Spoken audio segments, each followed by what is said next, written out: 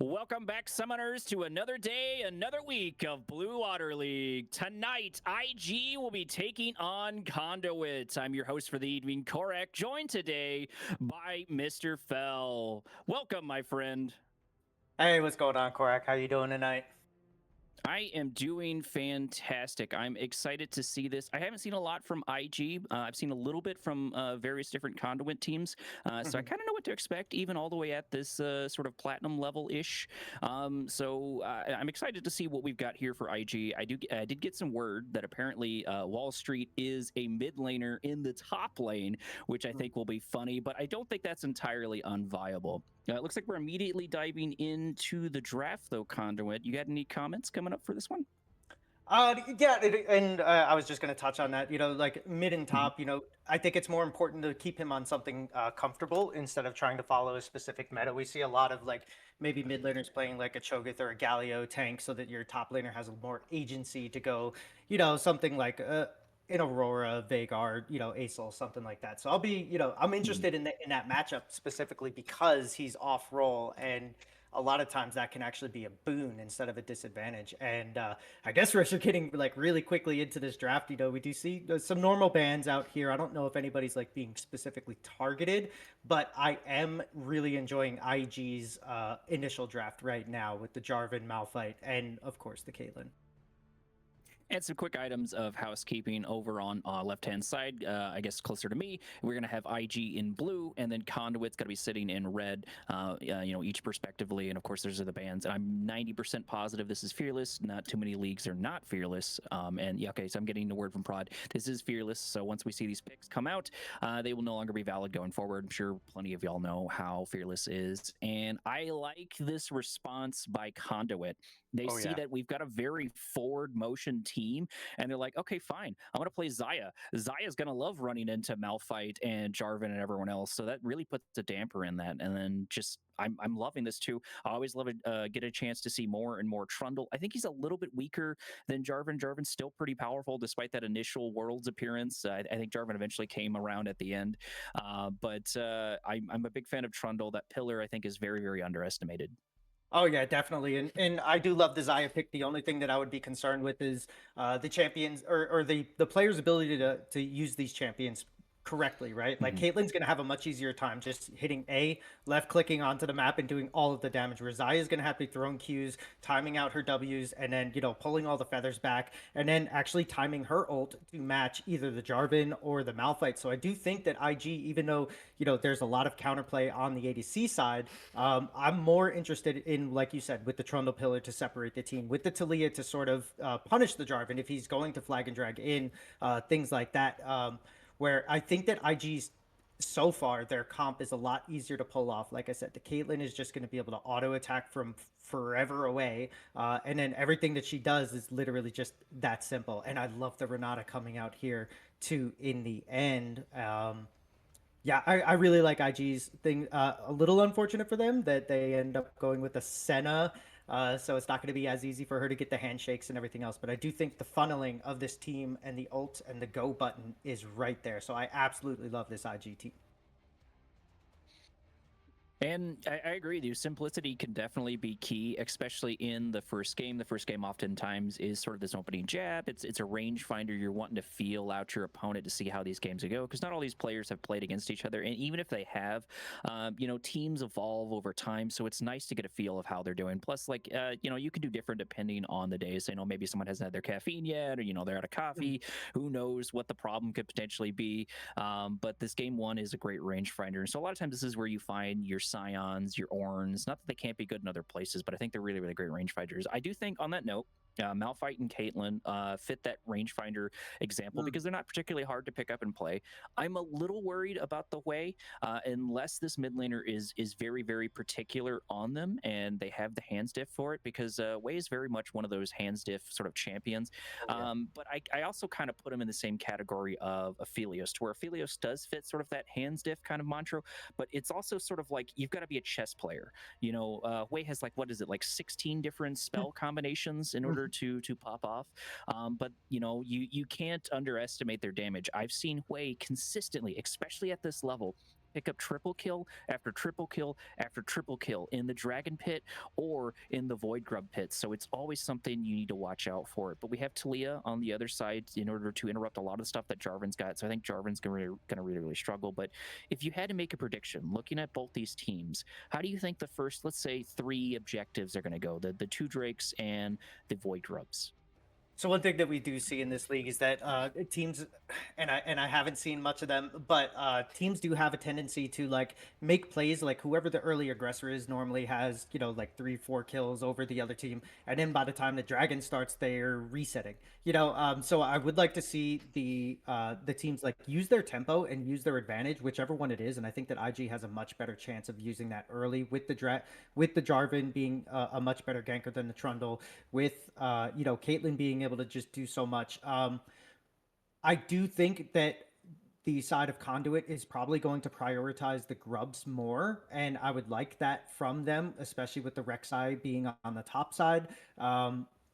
And Trundle being able to just sort of, take those pretty easily. I do think that Xayah and Center are going to struggle a little bit on the early side, so I do think bot prio is going to go the way of IG. What I want to see is the answer from Conduit being able to make the cross map play, make the call, make the decision to sort of, go somewhere else. And I really like what you were saying about Hui earlier too, is that like Hui with this comp is going to be able to just basically AoE shot everybody from a safe distance. I really do think that this front line from IG, along with the Renata, is really going to be able to just set up Caitlyn and Hui to do exactly whatever they want. I think the answers from Conduit are just that. They're answers to what IG was doing. It doesn't seem like they really had an idea of what they wanted to do. And I think that's a really good point. I'm glad you brought that up, because this brings me into my conversation that I like to have in most of these games about tempo. Tempo is typically something you hear in music, more specifically chess, but I think it also applies in League of Legends, and that tempo is so important. If you're always sort of compensating for what the other side is doing, it's hard for you to sort of set the stage, and it puts you at a disadvantage sometimes. However, League of Legends very much favors these sort of turn tactics, and it seems to punish just sort of all-in reckless engagements. And I think that could play well into IG, especially with Conduit going red side. They have a lot of counter picks, both the Xayah and the Talia, and I think Senna reinforces that. I think the biggest problem they're going to run into is both with Rek'Sai and Trundle going into Renata, because Renata is very good at a lot of these different anti-engages, but Mhm. it's not like Conduit can't play back. So there's a lot of versatility for that side. But like you said, the button presses and the sort of, I don't want to say like the ease that IG has in the champion picks they have. I'm not sure the proper terminology, but that is something that they can really play into. Like they don't have particularly hard champions way aside. Malphite's sort of like the quintessential, go in top over and over. So they do have that. And even if he goes AP, he's still a decent frontliner with that shield and just kind of the champions kit in general. Yeah, 100%. And I also would love to see IG like on the early side of the map, or early side of the game, being able to just use their champions with the ease that you were alluding to just go in, make the plays, get their carries ahead, and then at the late game, Rek'Sai also loves to dive into the back. They love to go into, and just mess up the back line and be chaotic and stuff. Where Caitlyn's going to be able to kite that away. Hopefully, if Hui plays it properly and uses his CC correctly, he'll be able to, fear him away and do his thing. Where I want to see them go from like an aggressive, going all in, and then once the later part of the mid game comes up, Jarvan's gonna have to be there to make sure that they're not, just killing Renata or Caitlyn like right away. Conduit does have, like you said, a very easy way into disengaging and then chasing down. If they can survive the onslaught of the Malphite ult, the Jarvan Cataclysm, like everything coming in, they have Senna for permaslow. They have Trundle Pillar. They have Talia to use her wall to cut them off. So I do think that they have a very good answer to IG. I just didn't like that they were just sort of answering IG instead of, maybe one of these picks being something that they were really prioritizing no matter what. And I think the only one of those is probably the Rek'Sai in the top lane. Definitely not a meta pick for sure. I do still like it better than the Trundle, and we did hint at, this is Wall Street, by the way, for the top laner for Conduit on the Rek'Sai, just to clarify that. And we did clarify that Rek'Sai likes his sort of APs in top, because this is a mid laner in that side of lane. I think that did influence that. I haven't seen Rek'Sai top in a long time, but if Rengar top can work and if Teemo is still a thing, then I think there is an angle for Rek'Sai to work. But I think the biggest thing is they need to play in their advantage. Rek'Sai is super, super great at ganking, and they're very, very versatile. So, if they play into that, it could do really well. However, Malphite is very tough to deal with, just kind of in general. And unless you specifically counterpick him, your team really, really struggles, especially with that ultimate. But with that being said, go ahead. Oh, I was going to say, yeah, he is hard to deal with. And one thing that Rek'Sai does have, and what Malphite's very good at, is setting up ganks, having the lane push into him and then slow the champion down, with his Q, and then being able to just sort of like slow it down, chase it, and skirmish it. And Rek'Sai is really good at countering that. As soon as he sets up like 3 or 4 tunnels, it's almost like dealing with like a Shaco top, where you're just never going to be able to get on top of him, never going to be able to do anything. So I do think that there's a lot of agency that can be afforded to the top lane with that. But what I do really, really want to see, especially from IG, is I want to see a lot of attention paid to this mid lane and paid to this bot lane, and I want to see them take the fight to them early on and get a lot of good ganks off. I think Hui and Talia are indeed some ones we need to watch out for on each side. They're both very, very strong, very, very meta champions either way. But we can speculate till we're about blue in the face. So we're gonna go into a quick 2-minute break. I don't know if we have the ability to run the ads now, so hopefully we don't get them during the actual deal itself. But give us about 2 minutes. We'll be right back. Make sure to grab yourself some refreshments and some drinks.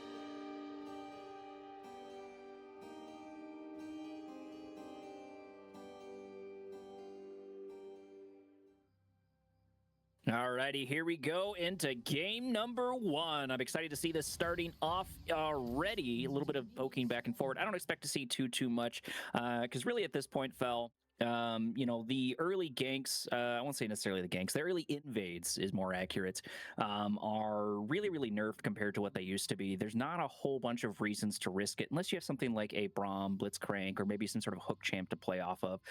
So both sides are just going to be looking for this early ward, which is going to be really important.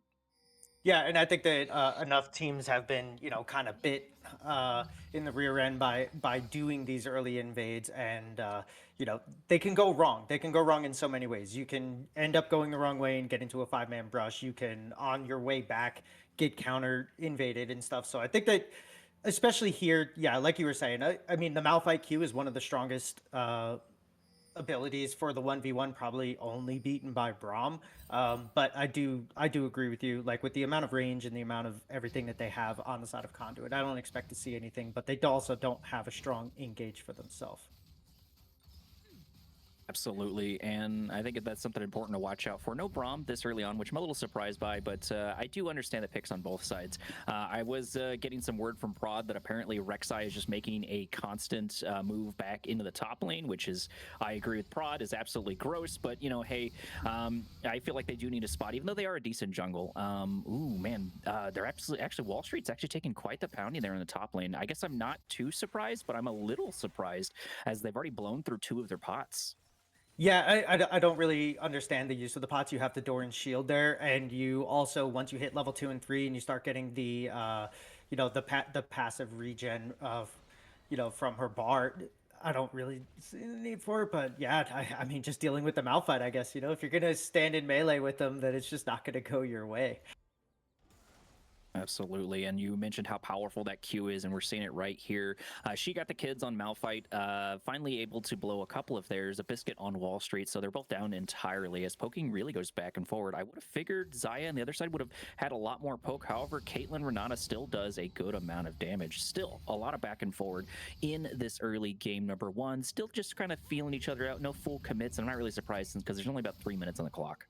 Yeah, and what I really like that IG is doing down here, especially in the bot lane, Hunter and Chef J are doing a great job of staying in front of the minion line, which is actually the one of the worst things for a Senna, because all of her passive, the souls that she's trying to collect keep going onto the backside of the wave, as you see just there. So like you're not going over to get that, not into a Kate Renata. So I like that she's marking, the Xayah and the Senna a lot. That way, you're doing the extra passive damages. We do see the first set of potential ganks are coming through now as Trundle's on the top and J4 on the bot side. We are officially entering downtime, especially once that subtle carb goes down. So if we're going to see an opportunity for a gank, it'll happen rather quickly. However, most sides are pushed up pretty heavily. Malphite had the wherewithal. She's got the kids to slap down a ward, anticipating where that Trundle is, which is going to be important. But it looks like there it is. Jarvan going in, giving the flag and drag, trying to lock down the Xayah, but just barely not able to fully commit to that. A little unfortunate, but not too much was wasted there. I guess Renata blew a flash, maybe. I'm not sure where that flash happened, but nothing really too crazy either way. We did have Trundle come top, starting to fight here with Malphite. Wall Street trying to buy a little bit of time. Trundle needs to get in there. That pillar can still pincer him. He's going to go for it, but it looks like Wall Street's not going to follow it up. A couple of shots are all really they're going to get off, and both ganks kind of unsuccessful. I think the one on the bottom kind of backfired, though, a little bit. Hunter having to blow their flash. I missed exactly why, though. So Hunter blew. Oh, no! As the first blood comes out, Renata E just doing a little bit too much damage. She still has her barrier too. So yeah, Xayah is definitely going to be feeling that one afterwards. So the flash was blown on the engage. They came over from the tri-brush with the Jarvan and then flashed to handshake, and it actually caused Senna and Xayah to flash instantly as well as they saw it coming in. Chef J picking up a kill extremely quickly. I know that Caitlyn is very powerful right now, especially because of the patches. But seeing her get that nuke off on Xayah is pretty devastating. Xayah had about like 300 HP. I think that was like 3 bars we saw, and then just it didn't matter. Just got absolutely hammered by Caitlyn picking up this early kill, this early advantage. Very aggressive. I really like this. So I guess ultimately in the long run, it did work out with the gank because I think it's Merkmaster. Merkmasta. I think Mhm. there's a funny pronunciation for it. But the Jarvan, did find some purchase and able to grab some of that damage, and that can set the tone. However, Caitlyn needed the reset, which she does have now. Speaking of Jarvan, Jarvan looking for an angle here on Wall Street. Wall Street going to catch the Ooh, flag and drag directly to the face. Look how quickly they're going to get melted there with that shred, but I don't think it's going to be enough to follow it up. Unfortunately, locking down Rek'Sai is a bit of a tall order, even at level 5. yeah, and this is what we were talking about earlier in the draft that I really wanted to see was, the cross map plays and everything. And something to note is that IG have gotten, oh no, Jarvan misses his flag and drag over the wall trying to get that back. But they get the first 2 kills, and another one was on Xayah there at some point. So yeah, this bot lane of IG is definitely putting in the work. But they do trade over the first drag, even though they have the kill and the tempo in their favor. And something we missed in the background is Chef J picked up a second kill in the bot lane. They're just 1 kill away from that feat. IG really coming out strong, especially on the Caitlyn. Caitlyn's so powerful, and to see her having 2 kills at 7 minutes is pretty devastating to deal with. The Drake in the background did go down to Conduit, so that's nice for them. And then we've got about 1 minute and 30 seconds left on the Void Grubs coming up. But, if I'm Conduit, I think I'm going to be trying for it because you have Rek'Sai, who's still taking a hammering there on top. Malphite going in, looking for the damage. Jarvan looking for the flag and drag, but he doesn't even need it as he just one-taps Wall Street in the top lane, taking them out. However, it looks like we're going to get a gank there on bottom. Trundle, Senna looking for an angle, but unfortunately just not able to follow it up. Really unfortunate, but that is sort of the power of Renata. Even if they got in there, Renata is super great at that counter engage. Yeah, and I mean, all three of the champions on the side of Conduit were full health, so that probably would have been successful had they not noticed it. But IG doing a good job, even though they're pressed up all this time, of actually putting the ward down, which is what we don't see enough of, especially in these leagues, is the vision control. Even when you're pushed up, you need to remind yourself, I need to put wards up, I need to stay safe, I need to not turn this around and give them a chance to come back in. So they're doing a pretty good job with that, and I like to see it, as it's going to get cleared out now. But it should be time to press this lane and then reset, as we see Renata is coming up over to the top side to deal with the grubs, and we're probably going to see one more all in on this Rex side before that happens. Absolutely, and they may have lost 75 gold in order to purchase that pink, but it was definitely worth it keeping that Caitlyn alive. Looks like her bounty finally did wear off, so if they've been successful in that gank, that would have been an extra 500 in the pocket of Conduit, with Conduit desperately needs. Wall Street looking for an angle. Renata did get a little bit of rotation here, and they've got to do a full 1v2 as Malphite comes in, turning this into a 1v3. However, he's able to do a lot of damage on top of Jarvan. Jarvan getting so close to going down. Yes, indeed. He's going to be able to pop his Cataclysm right there at the end, but it's going to cost him his life as he locks in She Gots the Kids inside of the arena. This could still turn into a 3v3. Void Grubs are going to be so important, but Taliyah is here. Unfortunately, they just don't have the engage with that ultimate being down on Malphite, and they just kind of have to walk away from the Void Grubs. That's not how I expected to do, but maybe that's why Rek'Sai is coming back in the meta. Did you see that damage? Taking down Jarvan even this early on is absolutely insane. Right, and another issue with that too is resource management. Hui over in the mid lane is just sitting there. Azure is just no mana. So what are you going to do on Hui when Taliyah shows up with a full mana bar? Still has everything ready to go, and so I would like to see a little bit better resource management from the side of IG and Azure on this Hui if he's going to be successful in helping with the rotations, because he was there first, but he just couldn't do anything.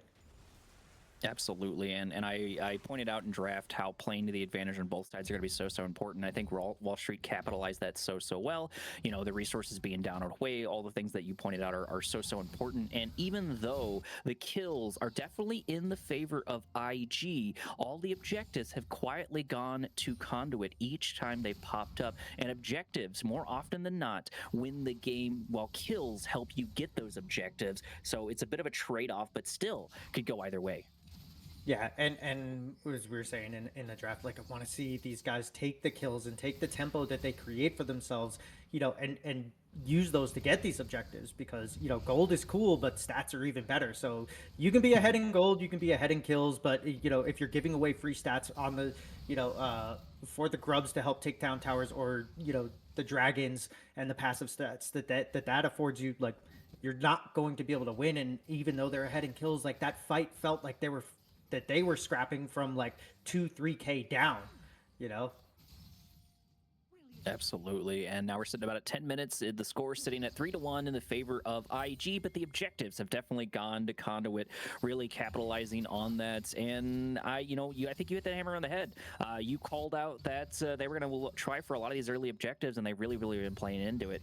Going back to the Caitlyn being fed, that's a double-edged sword because Caitlyn cannot be everywhere on the map all at once, looking for a fight. Jarvan going in, trying to lock down the Senna. Flag and drag, unfortunately, is unsuccessful. Trundle coming there in the background, popping his pillar, but I think this is going to turn into a bit of a nothing burger because we're still waiting for good positioning for this Drake that just popped up.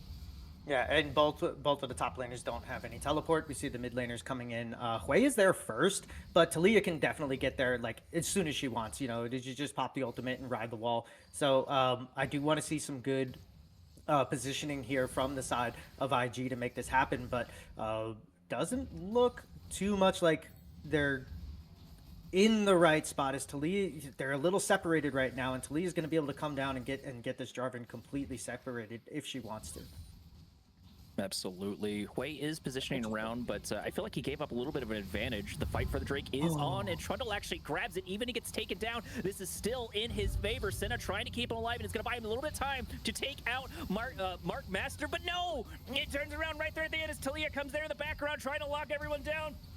Popping Senna over to the other side, trying to lock down that Caitlyn, but unfortunately just not having the damage as Xayah continues to dish it out. Roy able to do a good chunk of damage, locking them down. All they have to do is take out Hunter. They got the objective, and now they're getting the fight as Talia gets another knock-up, getting into a double kill.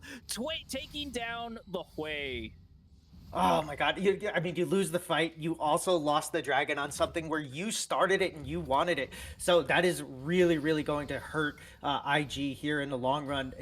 That's a huge mental mistake on their side. She's got the kid, goes in on Wall Street. Wall Street taking quite the healthy pounding, but look at that health regen. That's so hard to take out as Wall Street goes back in, grabs the knockup. She's got the kids completely out of mana. Knockup and a knockup, but unfortunately, it's only going to lead to his death. She's got the kids, going to walk directly into the stun, gets rooted directly down as Trundle pops on a pillar, binding a little more time, but once again, it's just not enough. That speed on Malphite does so much as Hui comes in and does a little love tap on top of Nightmare. Hui has actually had a lot of really good roams, despite the fact Talia just kind of has an ultimate that allows them to do it. I think that's something to highlight, something to point out. I really, really like the rotations of Hui. Their positioning could have been better here and there, but their rotations have been great.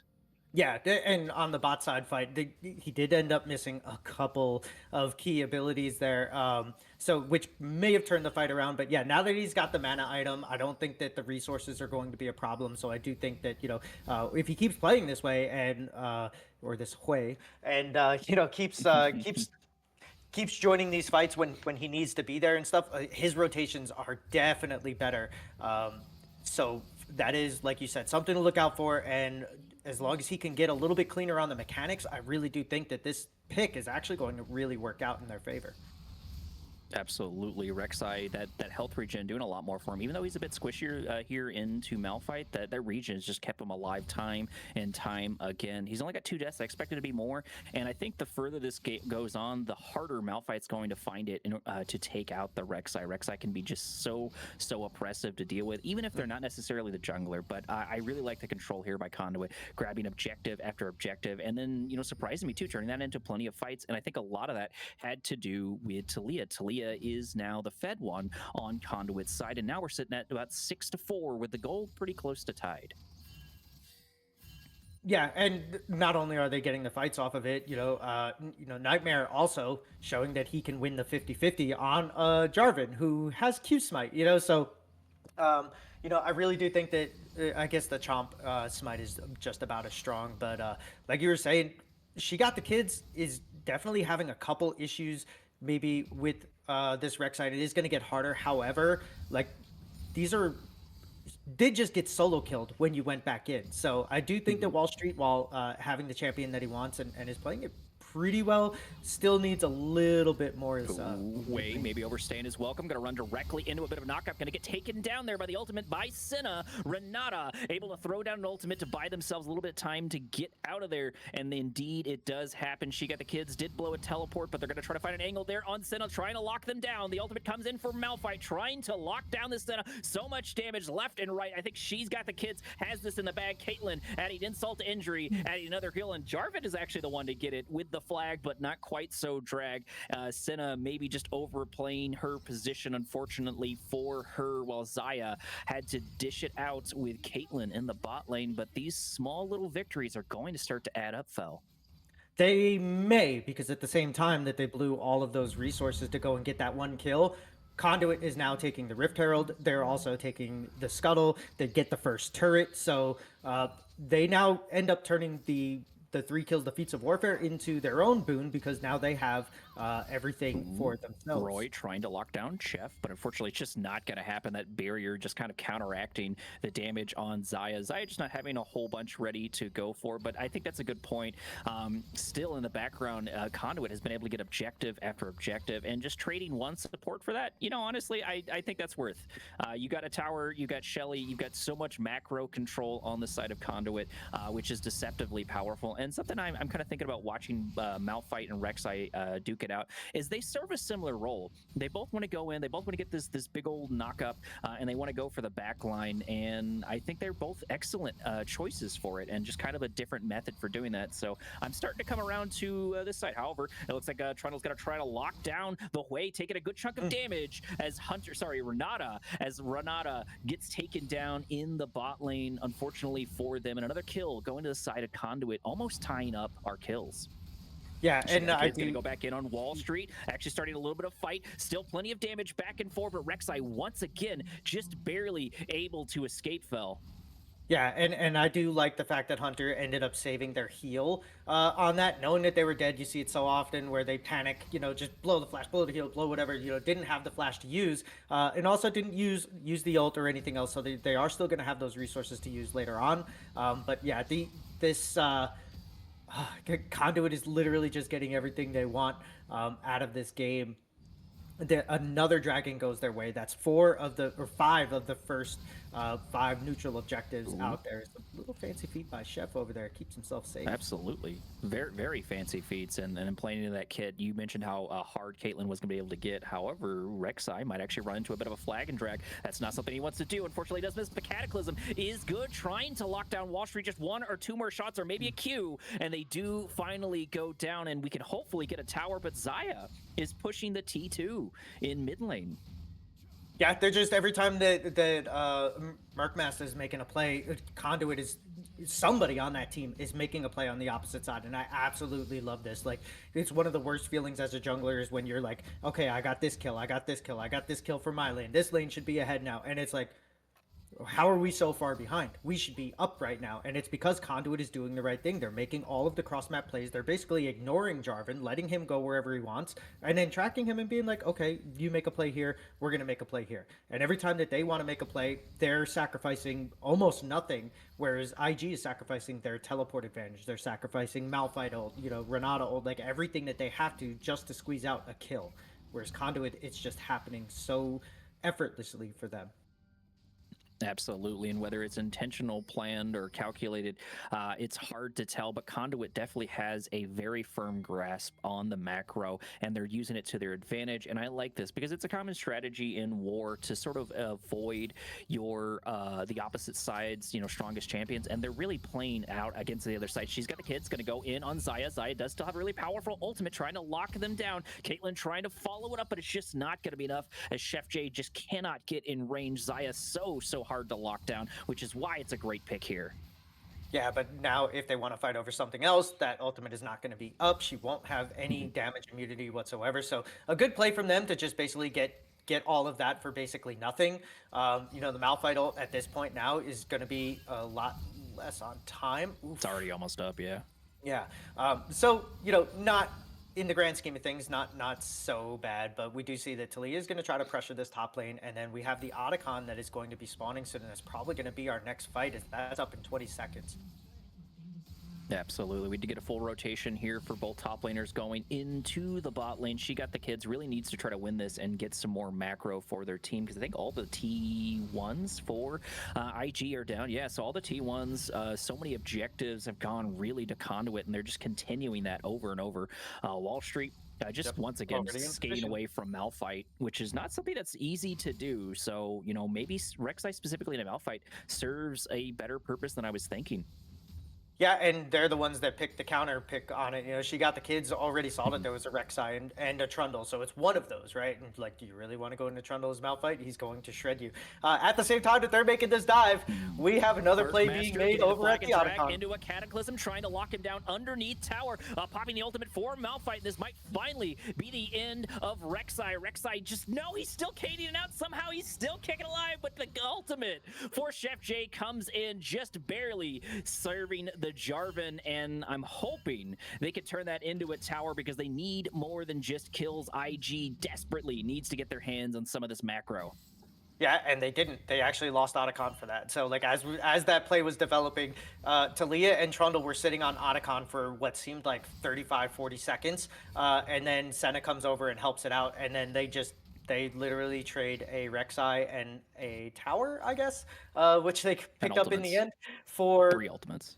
Yeah, for Otacon. After they have 3 dragons. So now they have 3 dragons and the Otacon on the side of Conduit. Shelly's probably going to be able to bounce into this tower, although Malphite's there to answer, so maybe not. But such an advantage gain for Conduit, even though, Rek'Sai, Wall Street on this Rek'Sai lost their life again. So you have to be feeling pretty good. This is where you all chat gank me again, right? Absolutely. And now looking at the score, that's going to be about a 3K advantage in the side of Conduit because, of course, Autocon, as Captain Flower likes to point out all the time, is worth about 1,800 gold, give or take one way or another. So the gold is a little bit deceptive when Autocon goes down. And another thing to note is in 15 seconds, we've got Soul on its way to Leah, maybe biting off the Northern True, going to run into the entire team. Flash, but unfortunately, it's going to be unsuccessful as Wall Street and Malphite continue to fight it out in the top lane, locking him down. That's going to be a dead Jarvan turning into a dead way. Conduit absolutely in control as the Drake spawns in the background. 3 going down for IG, while the entire team for Conduit is up. Things are not looking good for IG in game number 1. Yeah, and this was their chance to finally, use their... Oh, as it's going back in she's now. got the kids going in, trying to lock them down. Roy going to get taken down. That is going to be a shutdown, but the objective, the soul, is still going to fall to the other side. But, maybe this sort of needle pricking is what they need in order to turn it around, maybe get some gold in their pockets, some of these shutdowns. And getting on a Malphite's not a bad choice. Just looking for the silver lining here. Yeah, and I just think that that was IG's chance to really showcase their comp, right? But instead they send 2 after the Xayah, and Talia blocks off the rest of the team. So now you have Malphite, who's basically skirmishing with the Trundle in the jungle, and you have Hui and who was it, Renata, trying to kill the Talia, and then you have Jarvan and Caitlyn losing to Xayah and the Senna. So like they had a chance to really do a good 5v5 and play their comp the way it intended it to be, but Conduit is not giving them that opportunity. This Talia pick was absolutely masterful as an answer to what IG was trying to do. Absolutely, and IG has really just struggled to find their voice. They've got a couple of kills, they've got a couple of ganks, but just every time they turn around, Conduit's like, fine, you're going to take that, so we're going to take these and these. And they continue to do that to them over and over and over, picking up the soul, picking up all the macro objectives. We are sitting in kind of the awkward position. We do have Baron up in about a minute or so. And if I am looking at this and Baron's coming online and I have a Jarvan, Baron is really the original Autocon in a lot of different ways. When it comes to turning these fights. So this would be a good opportunity. The important part is they need to get their vision down and they need their positioning, in order for this to sort of turn around and get the effect. But this can easily go from a turnaround to another turnaround and just cement the lead for Conduit. Yeah, and I really think that they need to hope and pray on the side of IG that Conduit funnels themselves into this Baron pit and gives them an opportunity to really pull off their comp the way they wanted to, where Azure on this way can just shoot from the backside and Caitlyn can poke from the outside. They are tankier with the Malphite than the Rec side, but not to say that, either side really has a huge advantage in there. But the ease of play was supposed to be on IG's side, and Conduit is making it seem like they put the game on easy mode for themselves. So this is really impressive by them, the amount of control they've had, and as you said, the original Otacon thrower. Looking for a fight right here as Talia blocks off at least one on the other side. Renata sort of stuck here holding the bag while the rest are just kind of awkwardly floundering, looking for a bad position to go in. Conduit choosing not to take this fight, having a little bit more control than I expected them to, and I don't really blame them. That was a very awkward position for them to go in, even with the Talia. Talia saw a moment, but unfortunately just wasn't able to capitalize on it, and it turns into a bit of a nothing burger, and that's going to be one wasted resource, a powerful wasted resource on Talia. Yeah, it is, but they're also getting the tier 2 in the mid, and they are disengaging as much as they can as Wall Street's about to potentially get caught out here. Flag and drag coming in, trying to lock down Wall Street. Wall Street going about half HP. Cataclysm going to try to lock him down. Might just barely find it, but no, it's just not enough. Wall Street does get taken down ultimately as Renata able to get a good ultimate, trying to isolate more and more as the Xayah gets taken down. This might be IG's chance to turn it around, but they need to lock them down. Trundle in the front line, trying to destroy them, but it's just a lot of back and forward somehow. Jarvan's still alive here in the background, and that's a 1-for-2 trade. IG looking for a little bit of life. IG looking for a comeback in game number 1, and there's at least some sort of angle for it. Yeah, and we saw a lot of the damage potential from the Hui and the Caitlyn there, as they do get the lockdowns on. Oh, the root coming in on Talia, but the same thing can be said for Renata as Senna is absolutely pounding the other side. Chef G taking a whole bunch of damage, Nada going over the wall, unfortunately going to get stuck, destroyed, and taken down. A little bit of bad positioning, got rid of the advantage they have, and now Trundle is on the hunt looking for more kills as a root comes in, locking the way down. Unfortunately for him, he's going to get killed in the jungle while the whole team falls to pieces. Conduit's not going to let this game slip from their grasp. No, and they had one bad play where it looked like they were getting caught on the wrong side, and the engage from IG pulled off pretty well as they locked everyone down and actually got their damage dealers in position, but they had just enough to get away. Jarvan was a little bit too low, and then IG biting off a little bit more than they can chew, thinking that Conduit was just going to run, but instead they healed up off of the jungle. They took tier 2 mid and then came back, and IG was just stuck there doing like, what am I doing here? So really, really strong play from Conduit there. I love the teleport from the Wall Street on this Rec side, where instead of just going on to the dead Hui that was caught out by the Senna and Trundle, he actually went into the back and killed the Jarvan and the Malphite on the backside of that play. So really, really heads up play from them to recognize, hey, this guy's dead. Let me get the other 2 resources that are sitting right in my face. Absolutely. And then something I wanted to point out since you brought up Wall Street is Wall Street's been very, very impactful in a lot of different ways. Sure, he's 2-5, but that doesn't tell the whole story. Every time Rek'Sai has gone down, his team's been able to get something out of it on the other side. So they've worked as just a fantastic distraction over and over and over, and they've continued to really, really play heavily in that. They're just sort of this disruptive force, which, it makes a lot of sense for a Rek'Sai player to play that way, and I think Conduit has really benefited to it. Looking at the score right now, we're about 4K or so, 5K or so difference into about a 30-minute game that will start to matter, or that really does start to matter right about now. If this game goes into about the 30-45 minutes, they're going to be able to catch up, and that might be what IG is trying to hope for. However, this is going to be a very tall ask. They don't have soul. They're down so many objectives, and they keep losing tower after tower after tower. Yeah, and they are going for this. This is a very risky play from the side of Conduit. They are giving up the Elder Dragon for the potential end. So they better kill this way, and they better get these towers here, because if the rest of the team from IG come back and take this Elder Dragon and then bring it into a team fight, this could be the turnaround that IG needs, as we see it's starting to go. Ooh. Hui buying so much time, taking Trundle down already a half HP as she got the kids, goes and tries to lock down the rest of the team, taking a whole bunch of damage, but it looks like Trundle just walks directly up to the Azir, taking him out. Hui just not able to keep things up, but importantly, they're at least able to keep their base alive for the current moment as the last fountain goes down. However, Baron is here, but Conduit is pretty low on the HP department. Yeah, and wow, man, this is just So good on this trundle, just perfect, just getting in there and just doing just enough to keep himself alive. Hui had no chance to kill him, and Renata was not able to save him. So that ended up working out so well for the side of Conduit. They made the exact right call. You have Baron empowered minions coming into the base. They get two tier 3 turrets and the inhibitors, and now you're ready to just reset off of all that gold you just got, and you could literally just send 5 mid here with there being no tier 3 turret in the mid lane, and just take that as well. You're gonna have 3 lanes of inhibitor empowered minions. Absolutely, and I really appreciate the control, just like you were talking about with them backing off. Riot has added a lot of opportunities throughout the years for teams that are behind to turn around with their, various different bounty systems. They made the game really favor a lot of these turns, and Conduit overstaying could have cost them the game. If they'd been able to get a shutdown, that would have been a lot of gold back in the pockets, and most importantly, tempo and morale back on IG side, which have both got to be really suffering.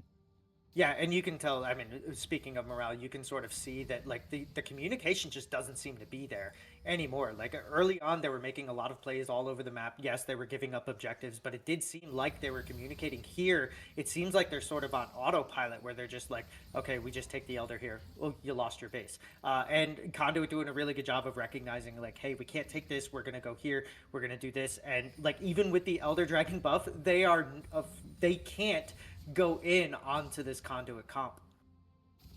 Absolutely. And this is very much so probably the most awkward stage you can get because there's about 2 to 3 minutes, 2 to 4 minutes on each objective before it really happens. Most of the towers are down. And so Conduit's just kind of here trying to do a little bit of sieging, not really doing too much. If I was them, I'd be going for the neutral buffs, or I guess the buffs inside the jungle themselves, because people forget about, I think it's like 20, 25 minutes. That's a 5-man buff. That really does make a difference. Even if you just deny it from the other side, that can be another thing, just sort of tipping the scale, but it looks like we're gonna go for the inhib instead. Yeah, and I think that they're looking to end here. They're looking to just pressure this. They waited for the waves from the top side to come in. They're waiting for the waves for the bot side to come in. Top gets pushed back out, but now they have the mid wave coming in as well. So I think they're just gonna do like a slow crush here, and they're going to force IG to come in on them, and then try to counter engage that, and then go, oh, never mind. Wall Street looking for an angle, trying to lock down Chef J, but unfortunately it's just not going to happen as they have to go in and out, doing a lot of dodging, trying to keep alive, but Wall Street's taking a whole bunch of damage. So is J4. J4 getting close to going down, but Flag and Drag just barely there for the save. No one going down just quite yet. Malphite, she got the kids, gonna get pushed back into the other team as Wall Street goes underneath the tower right as the towers spawn. That's gonna be really unfortunate, taking down the Rek'Sai. No real shutdowns, but they bought themselves a little bit more time in game number 1. Yeah, they didn't. Just as you were talking about how Riot has implemented all these different ways for them to, come and get more, comebacks and things like that. The tower resets. They reset now, almost like the old days where you had to have a Heimerdinger sit back there if you wanted the tower to regen. So yeah, God, I miss those days. The towers regenerating or respawning now on their own gave IG just enough life that they needed. Conduit took a little bit too long to take down the Nexus there, and now all of those resources that you wanted them to take are all going the way of IG. So yes, there wasn't a shutdown, but that's basically a 1,600 gold swing. Face check it. I know you're Jarvan. Taliyah coming in, but can this turn around on the other side? Flag and Drag does keep him alive as the ultimate for Taliyah is down. It's not a super insane cooldown if I remember correctly, but it's still decently long for this game. This is going to be the fight for Baron. Hui is not here, so this is a pure 4v4 as Wall Street has to make their way down over here, and I think Conduit knows that. They're trying to find the isolations, and I think the isolation's going to be on Jarvan. Flag and Drag over the wall, keeping him still alive. Wall Street going to try and follow it up. Mistrano comes there in the background, a knock up into knock up, so much damage as the Cataclysm come down, but it doesn't matter because they get taken out absolutely. Kill after kill. Taliyah picking up another kill, sitting at 6-0, and now the chase is on. If they get these kills, they get in the game, and they definitely know it as the stun catches 2. That's going to be really unfortunate. That's not what they want as the Seer gets taken down. Way no longer on the map. Chef J trying to kite it out, trying to take out Roy, but Roy ultimately has the wallet dip, and this is going to be the end of game number 1 in Blue Water League. Oh man, what a fantastic finish for the side of Conduit. IG, their coach is going to be like, "What were you doing there? You literally had one job: push out the waves. You know, you cannot try to match a Baron with 4 versus 5 when the other team is ahead right there. So a lot of decision making issues on the side of IG. I thought they had the easier comp to play, but Conduit made it look so much easier to do what they were doing.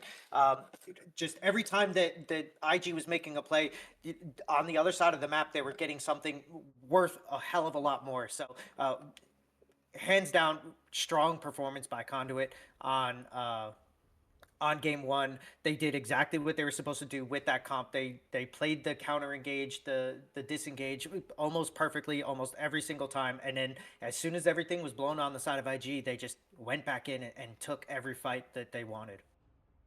Absolutely. Very commanding presence on the side of Conduit. But keep in mind, this is going to be game number one. Sometimes it takes all the way up till game number two for the caffeine to hit for the other side. So don't count IG out. This is still a best of three, and they have an opportunity for a reverse sweep. But we're going to go into another tiny quick break, hopefully to get some of those pesky ads out of the way, because there's absolutely no way to turn them off because Twitch is Twitch. But we'll be right back in, I don't know, 5 minutes maybe?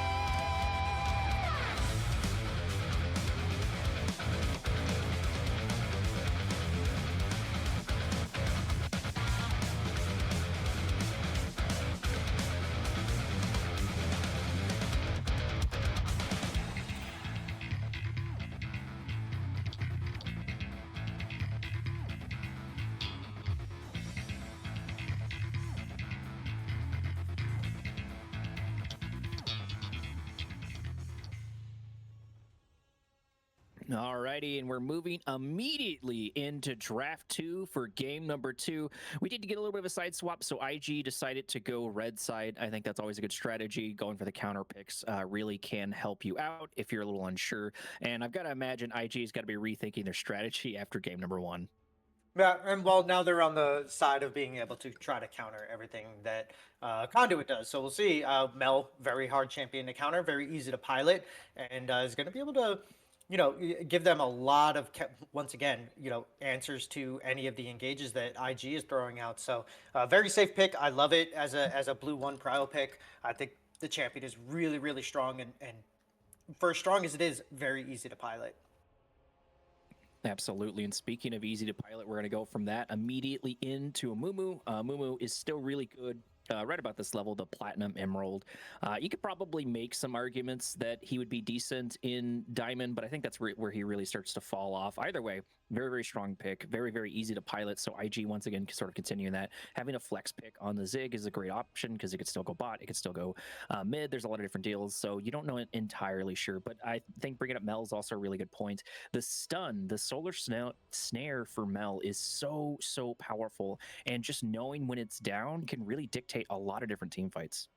Yeah, it certainly can, and I really do like the Amumu paired with the Ziggs. If you get a good flash curse of the Sad Mummy in there, followed up with the ult from the Ziggs, that's a ton of damage that can really, really just disrupt. So it looks like IG's kind of trying to do the same thing where they want the synergy of the champions. What they need to do is start making the better plays and the more heads up macro plays instead of just looking for kills. And I think that they'll be okay as we see the Ambesses, the answer to the Cassante from the side of Conduit. And something a little weird here, unless this is going mid, which I haven't seen a mid in a long time, we did pick up a Mordekaiser. So we've got Cassante and Mordekaiser. I don't think Cassante can go mid. So, maybe this is a Mordekaiser mid, which wouldn't be the first time I've seen him. At one point, he was Jungle. a decent mid, but you think he's jungle? Okay. Yeah, more jungle I has haven't been seen picking up a lot Mordekaiser of in jungle steam. in a long time either. Yeah, so it's been picking up a lot of steam, especially in the plat and below leagues. Cassante, I mean, some people will say that he can jungle, but it's not very good. So I do believe that this is more than likely going to be a Mordekaiser in the jungle and the Cassante up top, who instead of Ambessa is gonna get the Garen. Absolutely. And so far, IG is sticking with very easy to pilot champions between the Ziggs, the Amumu, and the Garen. And I don't really blame them. If they're having troubles with consistency, that's one of the best ways to hone in on that is to go with something that doesn't require a massive amount of hands. So I do like what they've got here. And it's so far a pretty solid team between all of the AoE damage. They've got a lot of control when it comes to CC. They've got a decent amount of silence with Jarvan's ultimate, of course. So a lot of punching power for sure on IG. Yeah, and I think that they're going to try not to get caught out in the same spot as the Leona comes through. Leona is such a good counter to the Mel. The E will actually pull her in. Amumu's Q will actually pull her in. So if you can time the W's, Mel's W along with your own abilities, that can be really good. And even though she'll block some of the damage, Solar Flare doesn't do a lot of damage. You're not there to do damage with Solar Flare. You're there to lock down, and she cannot block that. So I do love the Leona pickup. That basically guarantees that Amumu is going to go into the jungle, and I would expect to see a ADC coming out here. Whether they're going to send it mid or not, I do expect and hope to see potentially like an MF on the side of IG. I think would just be absolutely wonderful. Just wait out the Mel shield and then just send it. Absolutely. And we're going to pick even more beef on the side of Conduit. Conduit looking at Cassante, picking at literal beef, which is the Alistair, and with Mordekaiser. And then, Mel's just someone that's really, really hard to go into. So this is going to be a tough nut to crack. I do think IG has what it takes, but they're definitely going to need either some items or specifically a champion that's great at taking down these giants that they're running into. Yeah, and one thing that's not working in their favor is every single one of these champions, with the exception of the Ziggs, wants to go forward. They want to come at you. They want to go to you. And Mel is so good at just saying, okay, here, take this, and then just stunning them all up and just disengaging so easily on her own. As we see the Sivir and the Kaisa, I actually love this Kaisa pickup. I wanted the MF, but I do think that this champion can work really, really well, can just get around. And then the Sivir from the side of Conduit. I don't know with the Alistair. I probably would have liked to have seen something else, but Alistair, huge counter into Leona, and Sivir, for the most part, especially in lane, is going to be able to keep herself safe. But Leona's good into Sivir because you could block the E, but she's still going to come into you, and then you just get stunned. So Alistair, really good pickup to keep the Sivir even more safe in lane. Absolutely. And I was actually going to say that for IG's angle, I wouldn't have mind getting my hands on Sivir. Not that Kai'Sa's a bad pick whatsoever, but, just having all those people who are going to want to get in your face, that would just be excellent. Although it would be very, very scary because both Cassante and Alistair can close the distance. And, of course, Mordekaiser can pull you in. So it's really going to hard to watch out for. But this does mean that IG should theoretically have advantage until Sivir gets those 4 items because she's still the strongest hyper carry in the game, I believe. I don't think anyone's surpassed her just quite yet, at least at 4 items. Yeah, and I don't know. I just think there's so many melee champions that are going to be sitting on top of her too. So it is going to be very hard to pilot. Where I think as Kai'Sa is going to be a little bit easier. You can have a little bit more damage output by throwing all your skills out and just pressing buttons. Whereas Sivir really has to kite and and hit and do everything that a traditional ADC does, just with 75 less range. So this is going to be a lot of agency and a lot of pressure put on this Sivir to really carry these late game team fights. Unless Mel gets ahead, if she gets ahead, then she could just carry the whole thing, and Sivir could just pop her ult and basically be a Shirelia's button.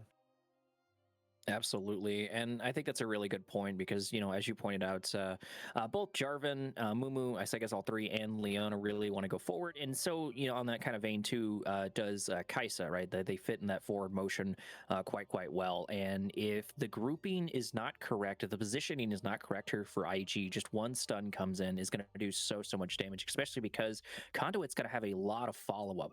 Mel gets the stun, Alistair's going to follow it up, or Alistair gets the knock up, and then Mel's going to follow it up, and then Cassante can sort of just pick whoever they want to. I've got to imagine that Cassante's going to want to get their hands on the Kai'Sa. Kai'Sa's probably going to be quite the problem to deal with. Not that Ziggs won't deal damage, but I would be a lot more scared of the Kai'Sa unless Ziggs gets super fed. So there's a lot of different back and forward options. The thing I'm worried the most about when looking at IG is just sort of Garen, because Garen is still sort of traditional spin to win. He can be very powerful, but I think meta wise, he's not the strongest, especially compared to someone like Cassante, who just is this absolute unit.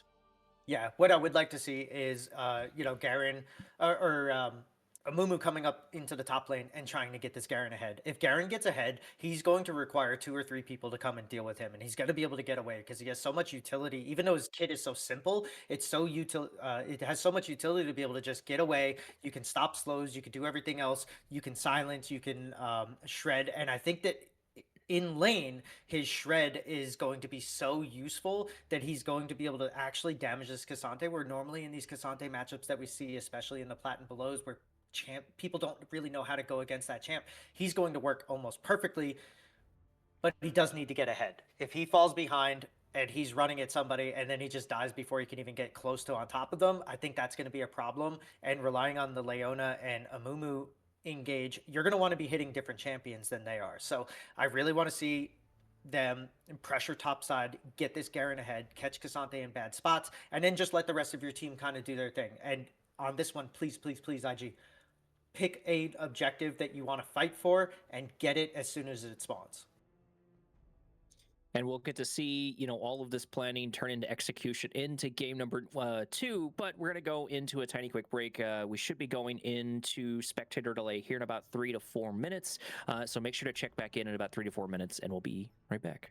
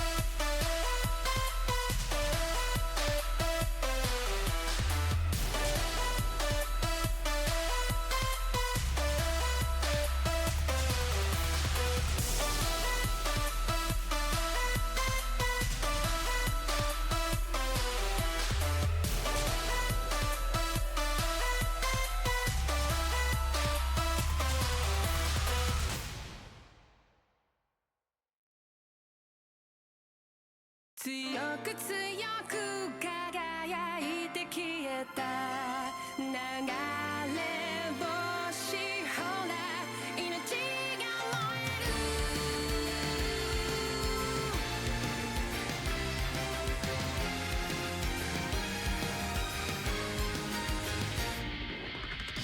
何かに怯え走り続けたその虚しさのしじまに何を見て何を探してきた自分の声がただ響く幾千万の星の中で惹かれて出会った守り手たちよ回る回る時の輪の中で自分の弱さ強さの先に同じ空誰かが見上げてるそう信じて消されない虹の奇跡が届けと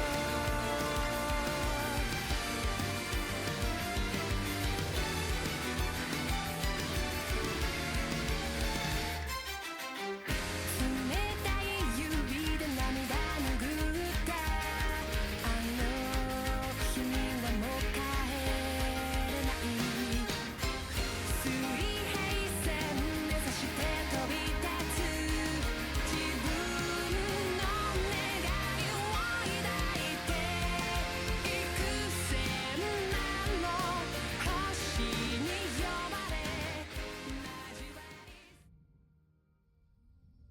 Alrighty, here we go. Kicking off game number 2 with a 1-0 lead in the favor of Conduit. And I think we're starting out with something spicy. We do have a Moo, which means we've got double wraps. And now we're going to go into that dramatic pause buffer. I think we paused right before the game starts. But top lane needs to watch out. Yeah, and Cassante coming up through here. He should be okay. And unfortunately, IG, they might have to blow a flash for this if they really want to pull the trigger, but smartly they don't. I think if you're going to come from there, they went a little bit too far into the top lane to really be able to pull that off. So good job by Wall Street to recognize that and get to his position as quick as he could and getting away from that. But now you're giving so much free vision over to the side of Conduit that might not have been really worth the invade there if you're going to mess it up like that.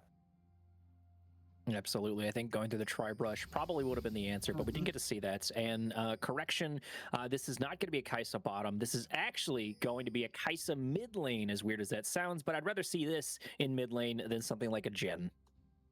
What's wrong with the Jhin? I hate Jhin mid. Yeah, so our production was telling us that the Azure Fire actually is really well known for certain ADCs in the mid lane. Thought they were actually going to do something with that. So normally a Zeri player, that's why all the Zeri bans are coming out, but we're getting the Kai'Sa instead, who's just as much fun to watch if they pull it off properly. So should be interesting to see this. Absolutely, and we're getting a little bit of an interesting sort of predicament on bottom because both Leona and Alistair aren't really champions until level 2, so this is really a struggle of who can do something already. Wall Street, once again, trading very, very well into She Got the Kids, but the things you got to remember about Jarvan is he basically has a built-in Warmogs, and he grabs first blood. It did cost him his life, but, you know, he was up 1 CS and he got a kill.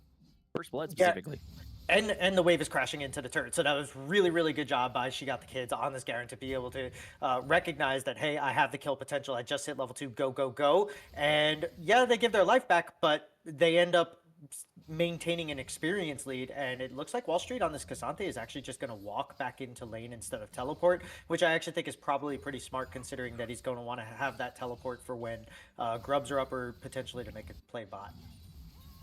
Absolutely. Kai'Sa going to run into that all-powerful stun by Mel, but trade very well into Efron. Efron not doing as much as I expected him to. Kai'Sa faring a bit better in the mid lane than I expected, but like I said, I kind of like the idea of Kai'Sa mid opposed to a lot of the other ADCs that can potentially go mid. Yeah, and now we're getting a little bit of a slow push over here. Chef J really needs to be careful on the Ziggs to stop beating all these boomerangs from the Sivir. They're going to start to do a lot of damage, and as she starts putting more points into it, really, really needs to be cognizant of that and stop as he takes another two as I say that. So hopefully Chef J resets his mental a little bit and can stop getting hit by those. Otherwise, this is going to be a really, really rough lane for them. It is a bit of a minor thing, I think, because Chef J playing Ziggs does have TP. So honestly, as long as they don't die and they're able to keep up on CS, this does favor them because they're going to be able to get back to this lane so quick. And Hunter really hasn't taken a lot of damage and blown a lot of mana, so they know this. They have looked for opportunities to go on a Roy, but it just hasn't been successful.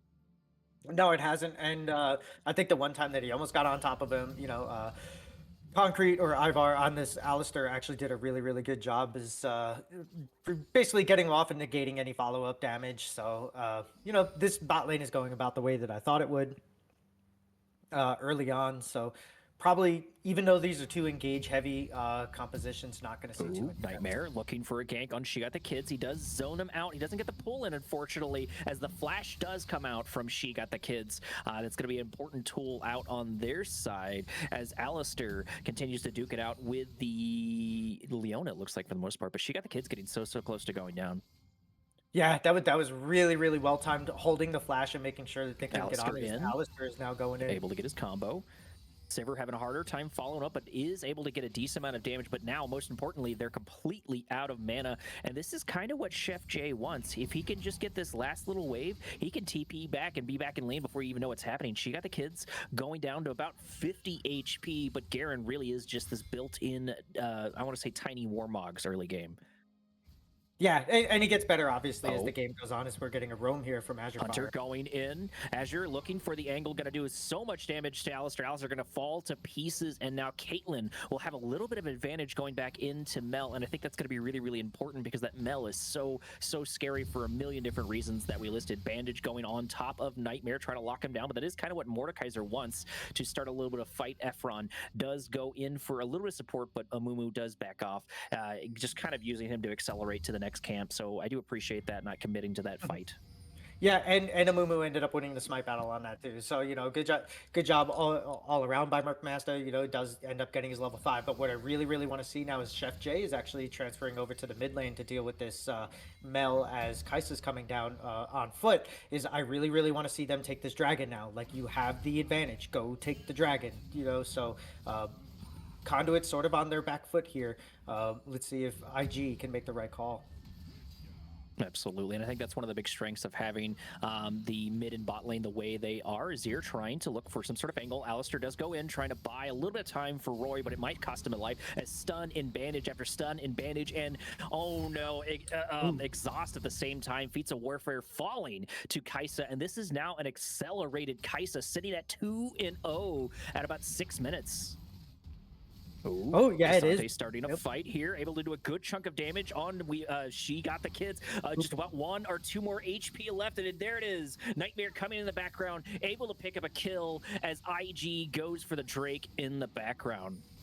Yeah, and I think I would have rather have seen maybe a little bit better itemization out of the Garen. I know that you want to get your boots and you want to move fast and stuff, but maybe a little bit of health to sort of help with that passive regen that he has would have been a little bit better and might have actually saved him there. So, but at the same time, you get your kill up on the top side, and much like game 1 for IG, Conduit getting the kill, but then losing the dragon. So really good job to just sort of do this, but he's still up here with this Mordekaiser.